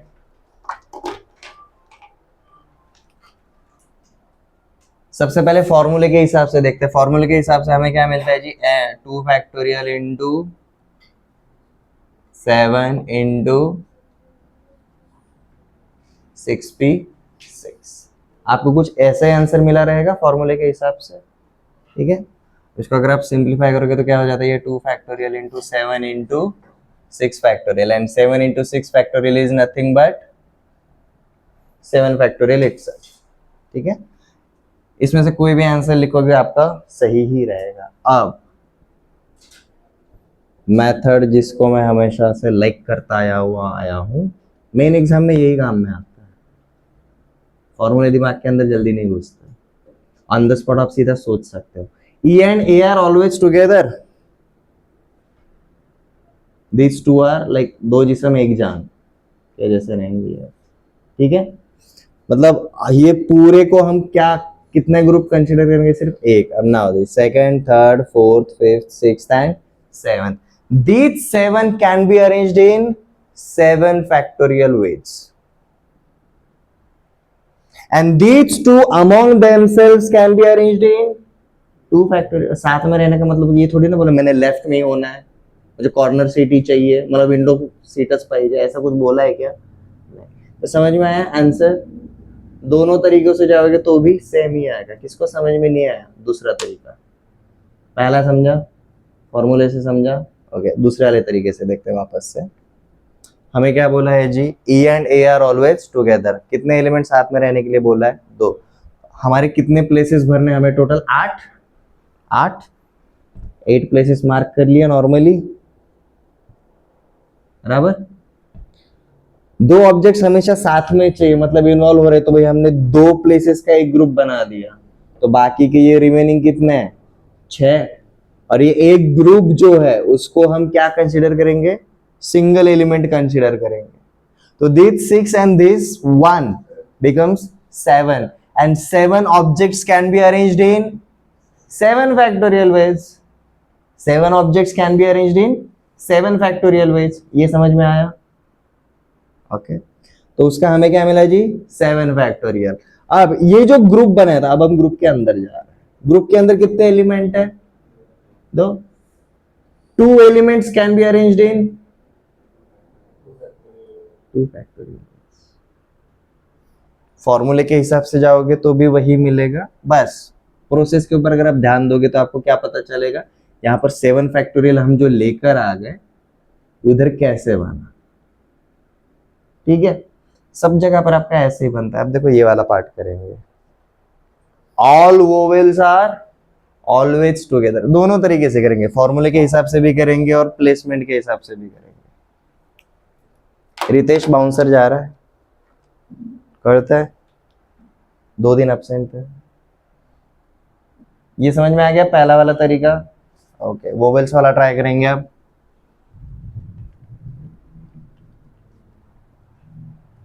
कितने वोवेल्स है? ई यू ए आई ओ, पांचों के पांचों है, ठीक है। मतलब देखो अब सेकंड वाला कंडीशन, तो फॉर्मूले के हिसाब से क्या हुआ? x इज इक्वल टू 5 हो गया। सेकंड वाले कंडीशन के लिए हमें x का वैल्यू क्या मिला? 5 मिला है। तो देखो फॉर्मूला क्या बन जाता है? फॉर्मूले के हिसाब से 5 factorial in bracket 8 minus 5 plus 1, यहां पर 8 माइनस 5p, 8 माइनस 50, आर भी वही है ना। क्या हो गया ये? 5 फैक्टोरियल 8 माइनस 5 प्लस 1 4 इनटू ये 3p3 क्या हो गया? 3 फैक्टोरियल, ठीक है। अब देखो ये क्या मिला? 5 factorial into 4 factorial, 5 factorial into 4 factorial मिला। यहां तक समझ में आ गया फॉर्मूले के हिसाब से। अब प्लेसेस के हिसाब से देखेंगे, हमारी कितनी प्लेसेस है? 8, 1 2 3 4 5 6 7 8। ओके, हमारे टोटल वोवेल्स कितने हैं? 5 है। ऑलवेज टुगेदर बोला तो हमने ये 5 को क्या कंसीडर किया जी? एक ही ग्रुप, एक ही एलिमेंट कंसीडर कर लिया, ठीक है।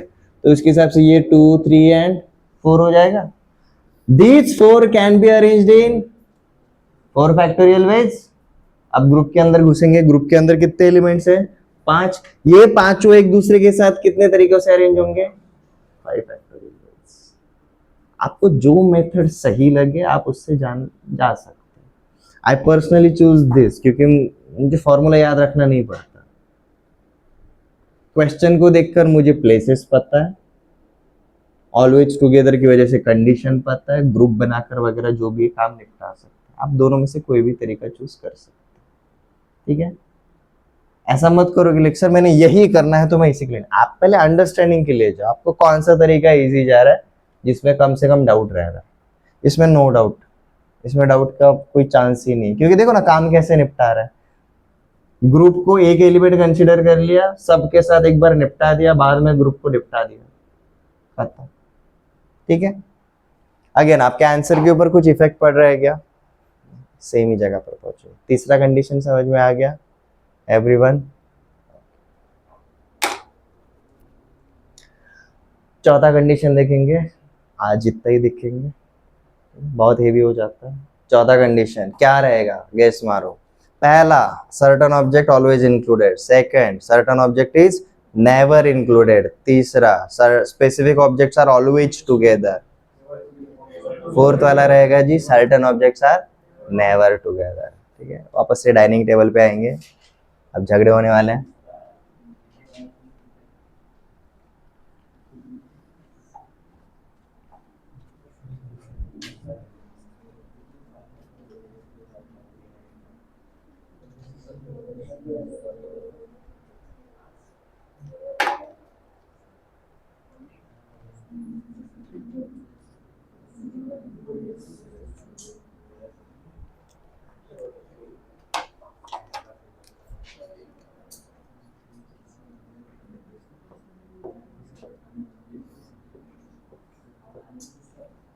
ओके, पकड़ के चलो। डाइनिंग टेबल के पहले क्या हो गया, शाम को खाना पकाते टाइम बड़ी चाची और छोटी चाची में कुछ तो हो गया। पहले हमेशा साथ में बैठ के खाना खाते थे, but now they are like हमें ना एक दूसरे के साथ बैठना ही नहीं। पहले ये ऐसी थी, अब ये छोड़ के कुछ भी चल जाएगा। ठीक है, when specific objects are never together, और ये ऐसा पार्ट है जो फाइंड करते करते ना दिमाग का दही हो जाता है। इसलिए हम क्या करते हैं वो बताता हूं। हम सारे पॉसिबल परम्यूटेशंस निकालते हैं जिसमें वो साथ में रहे भी या फिर ना भी रहे, और उसमें से हमेशा साथ में रहने वाला पार्ट हटा देते हैं। सोचो ना, all permutations minus always together, क्या मिलेगा? Never together. ठीक है, तो इसके लिए हम कोई फॉर्मूला बनाते बैठेंगे क्या? नहीं बैठेंगे। तीसरा कंडीशन समझ में आ चुका है ना? तीसरा कंडीशन क्या था, when certain objects are always together. तो नेवर टुगेदर के लिए क्या करेंगे, all permutations minus always together, we will get never together. ठीक है, तो इसके लिए और कुछ लिखते हुए नहीं बैठेंगे। कंडीशन 4 रहेगा, when specific objects never together.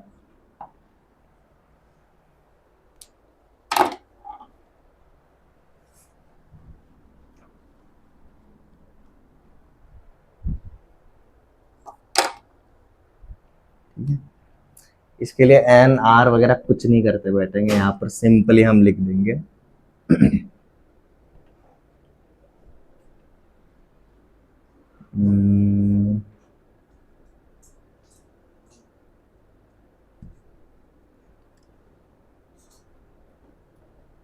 specific objects never together is equal to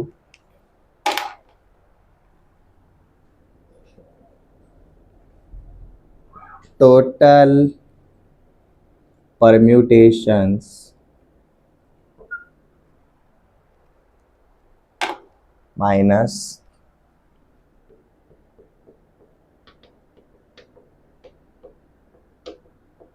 specific objects always together। ये हमारा कौन सा है, ऑलवेज टुगेदर, मतलब थर्ड कंडीशन। थर्ड कंडीशन, ठीक है। तो फोर्थ को फाइंड आउट करने के लिए हम ज्यादा दिमाग नहीं लगाएंगे, बिल्कुल नहीं। नेवर टुगेदर के लिए सीधा क्या करेंगे, ऑल परम्यूटेशंस निकालना बहुत इजी रहता है, उसमें से ऑलवेज टुगेदर हटा देंगे तो हमेशा हमें क्या मिलेंगे, नेवर टुगेदर वाला। ठीक है, इसका क्वेश्चन करते हैं।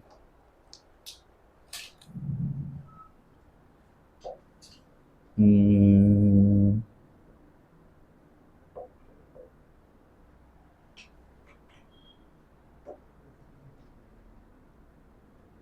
मैं आपको ये आता है, चलो ये वाला देखते हैं यार।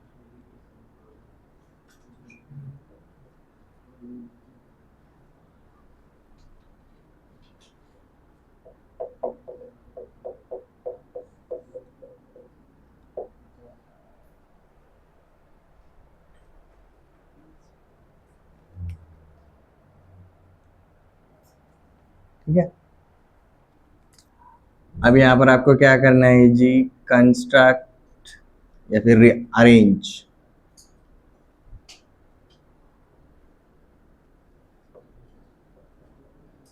letters such that number one,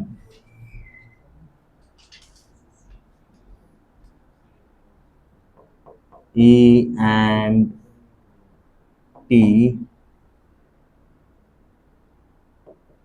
never together.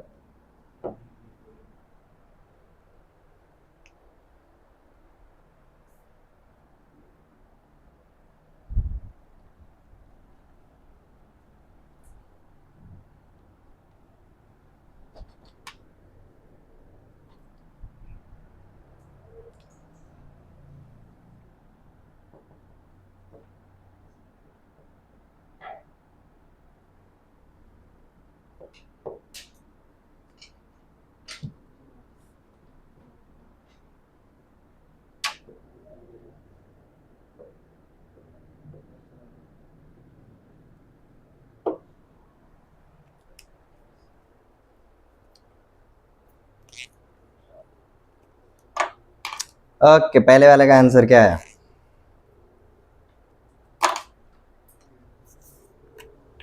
E and T never together.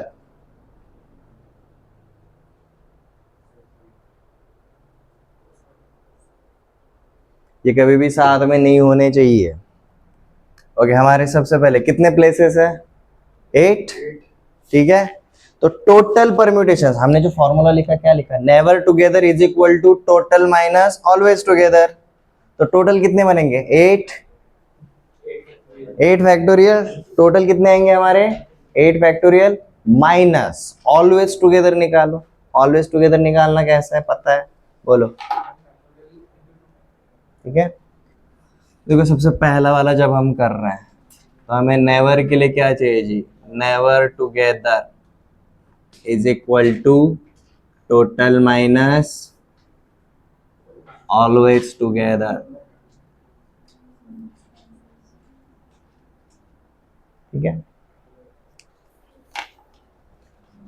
तो देखो क्या आता है, टोटल हमारे आएंगे जी 8 फैक्टोरियल माइनस ऑलवेज टुगेदर के लिए हम क्या करेंगे? 2 फैक्टोरियल इंटू 7 फैक्टोरियल, यही आया। ठीक है, अब इसको सॉल्व करने का सबसे सही तरीका, 8 फैक्टोरियल को हमने क्या लिखा जी? 8 times of 7 factorial minus 2 times of 7 factorial. तो आपका आंसर क्या आता है? 6 टाइम्स ऑफ 7 फैक्टोरियल कॉमन ले लिया, 8 माइनस 2 कर दिया। समझ में आया? ठीक है, सेकंड वाला करते हैं। ऑल 3 वोवेल्स नेवर टुगेदर, मतलब 2 वोवेल्स साथ में रहेंगे तो चल जाएगा, बट सारे के सारे तीनों के तीनों साथ में नहीं रहेंगे। 3 ही है ना? हाँ जी, 3 ही है। ठीक है, तो same formula, never together is equal to total minus always together. अब टोटल कितना है अपने?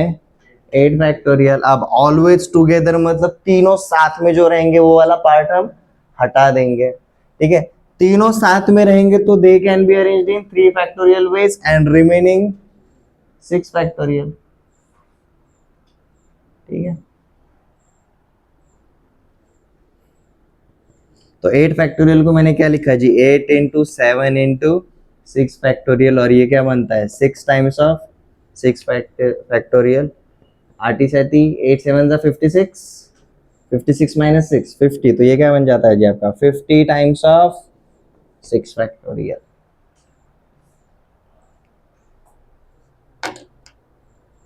इसी को थोड़ा खींचना है क्या? खींचते हैं क्या, थोड़ा खींचते हैं थोड़ा सा, ठीक है। लास्ट क्वेश्चन ही है तो खींचते हैं। No two vowels are together, no two vowels are together, कोई भी दो वोवेल साथ में नहीं होने चाहिए। अब देखो सेकंड और थर्ड में डिफरेंस है, all three vowels never together, मतलब दो साथ में रहेंगे तो चल जाएगा, बट तीनों कभी साथ में नहीं होने चाहिए। यहां पर तीन तो साथ में रहेंगे नहीं, बट दो भी साथ में नहीं होने चाहिए। ये समझ में आ गया? इसको कैसे करेंगे? अब यहाँ पर आपका फॉर्मूला नहीं, आपका जो प्लेसेस के हिसाब से जो जाना रहता है ना, वो काफी आपको हेल्प करता है।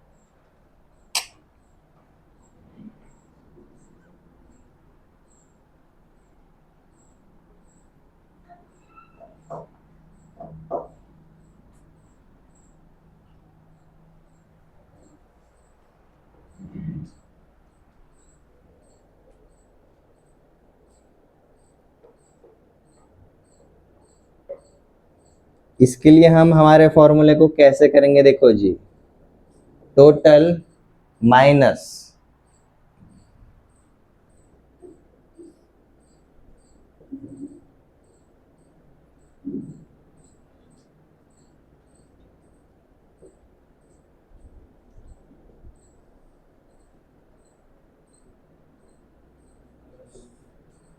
राइट, हम टोटल परम्यूटेशंस में से क्या माइनस करेंगे, when at least two vowels are together. हमें मतलब सिर्फ ये कैलकुलेट करना पड़ेगा, ठीक है।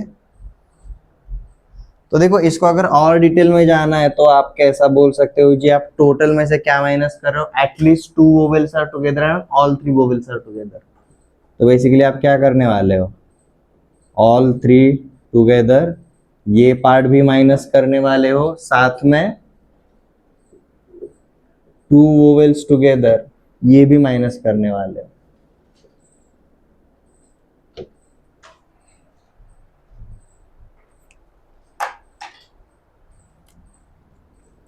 टोटल हमारा 8 फैक्टोरियल बनेगा। ऑल थ्री टुगेदर हमने लास्ट क्वेश्चन में कैलकुलेट किया था,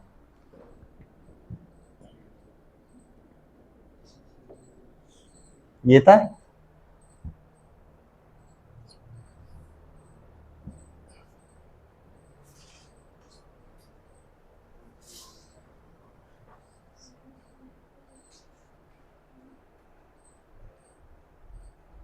अब देखो आपको टू वोवेल्स टुगेदर अगर चाहिए, बट आपके पास कितने वोवेल्स हैं, तीन है, तो तीन में से दो दो के कितने ग्रुप बनते हैं, तीन ही बनते हैं। तो हम सिर्फ कोई भी दो वोवेल्स को लेकर चलेंगे और उसको किससे मल्टीप्लाई करेंगे, तीन से मल्टीप्लाई करेंगे, क्योंकि हम जब दो वोवेल की बात करें तो दो दो के उसके से तीन ही ग्रुप बनेंगे। तो हम यहाँ पर क्या करेंगे जी, थ्री टाइम्स ऑफ कोई भी दो वोवेल साथ में लेकर अगर चलेंगे तो क्या होगा, two vowels can be arranged in two factorial ways, और रिमेनिंग क्या रहेगा आपका, सेवन फैक्टोरियल, ठीक है। ये आएगा जी आपका आंसर। देखो पॉजिटिव ही रहता है, कभी निगेटिव में नहीं जाएगा।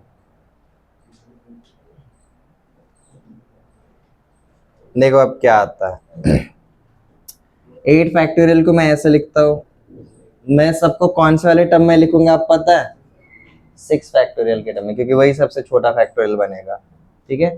2 फैक्टोरियल क्या होता है, 2 ही होता है। 7 फैक्टोरियल को क्या लिखा जी, 7 टाइम्स ऑफ 6 फैक्टोरियल। तो देखो ये क्या हो गया, 3 इंटू 2 इंटू 7 42, ठीक है। तो ये क्या हो गया जी आपका 42 टाइम्स ऑफ 6 फैक्टोरियल, ये क्या हो गया जी आपका 6 टाइम्स ऑफ 6 फैक्टोरियल, और ये क्या हो जाएगा आपका 8 इंटू 7 इंटू 6, मतलब 56 टाइम्स ऑफ 6 फैक्टोरियल। 6 फैक्टोरियल अगर कॉमन ले लिया तो मुझे ब्रैकेट में क्या मिलता है, 56 माइनस 6 माइनस 42, कितना आया जी 50, 50 माइनस ये 8 टाइम्स ऑफ 6 फैक्टोरियल। तो चौथा कंडीशन के लिए भले कोई फॉर्मूला नहीं है, बट उसको फाइंड आउट करना मतलब जान पे आता है, बहुत आपको बहुत स्टेप्स में जाना पड़ता है।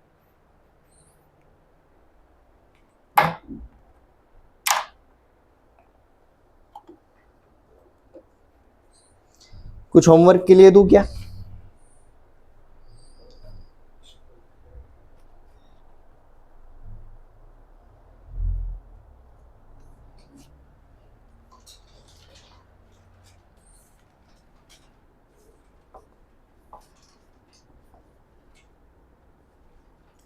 From word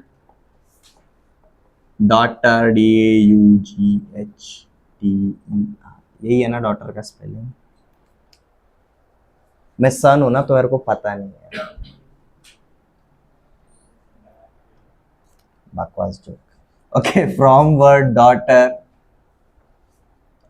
construct 8-letter word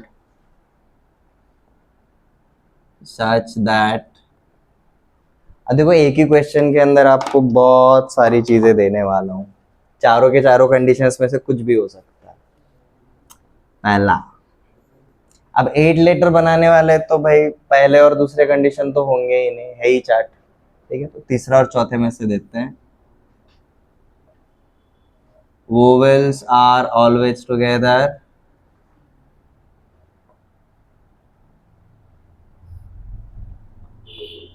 second vowels are never together, ठीक है।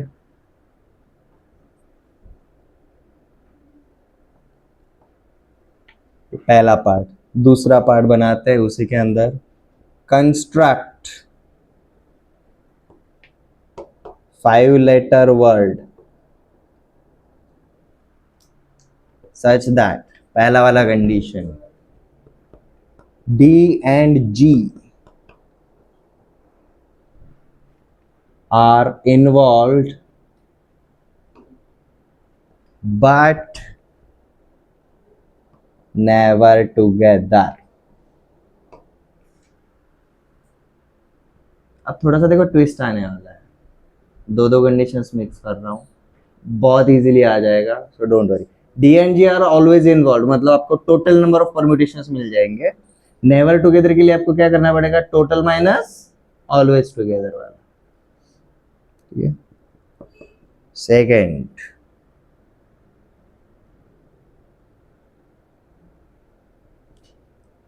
at most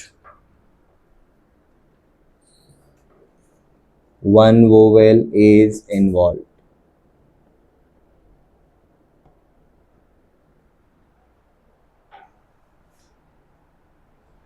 किसी इसके लिए हिंट चाहिए तो बता देता हूँ, कोई प्रॉब्लम नहीं, पहले दोनों के लिए हिंट की जरूरत नहीं है, सेकंड वाले के लिए रहेगी। डी और जी को इन्वॉल्व करना है। यहाँ पर आपका n इज इक्वल टू 8 है, r इज इक्वल टू 5 है, x इज इक्वल टू 2 आएगा। ये समझ में आ रहा है? कंडीशन 1 के हिसाब से ऑलवेज इन्वॉल्व के लिए। एंड नेवर टुगेदर बोला तो टोटल मिलेगा, उसमें से ऑलवेज टुगेदर क्या कर देंगे, माइनस कर देंगे, तो नेवर टुगेदर मिलेगा। यहाँ पर देखो at most one vowel is involve, हमारे पास कितने वोवेल्स हैं, 3 है, 3 है। हमें कितने लेटर का वर्ड बनाना है, 5। 8 में से अगर तीनों वोवेल्स अगर हटा देंगे तो 5 कॉन्सोनेंट, तो वैसा भी तो हो सकता है, मतलब no vowel, but at most 1 vowel, मतलब ज्यादा से ज्यादा कितने वोवेल्स अलाउड है, 1। हमारे पास कितने हैं, 3, तो तीनों में से कितना आएगा मैक्सिमम, 1। तो सिर्फ 1 के लिए कैलकुलेट करो, उसको किससे मल्टीप्लाई कर दो, 3 से मल्टीप्लाई कर दो। ये समझ में आया?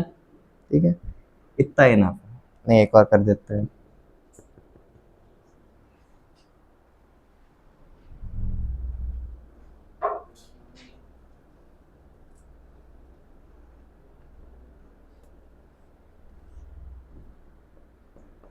Word always and with T. देखो इसका मतलब क्या हुआ, टी इन्वॉल्व तो होगा ही, बट उसका प्लेस भी फिक्स। ये क्लियर है? ये पांचों फाइंड आउट कर लो, आज के लिए इतना काफी है।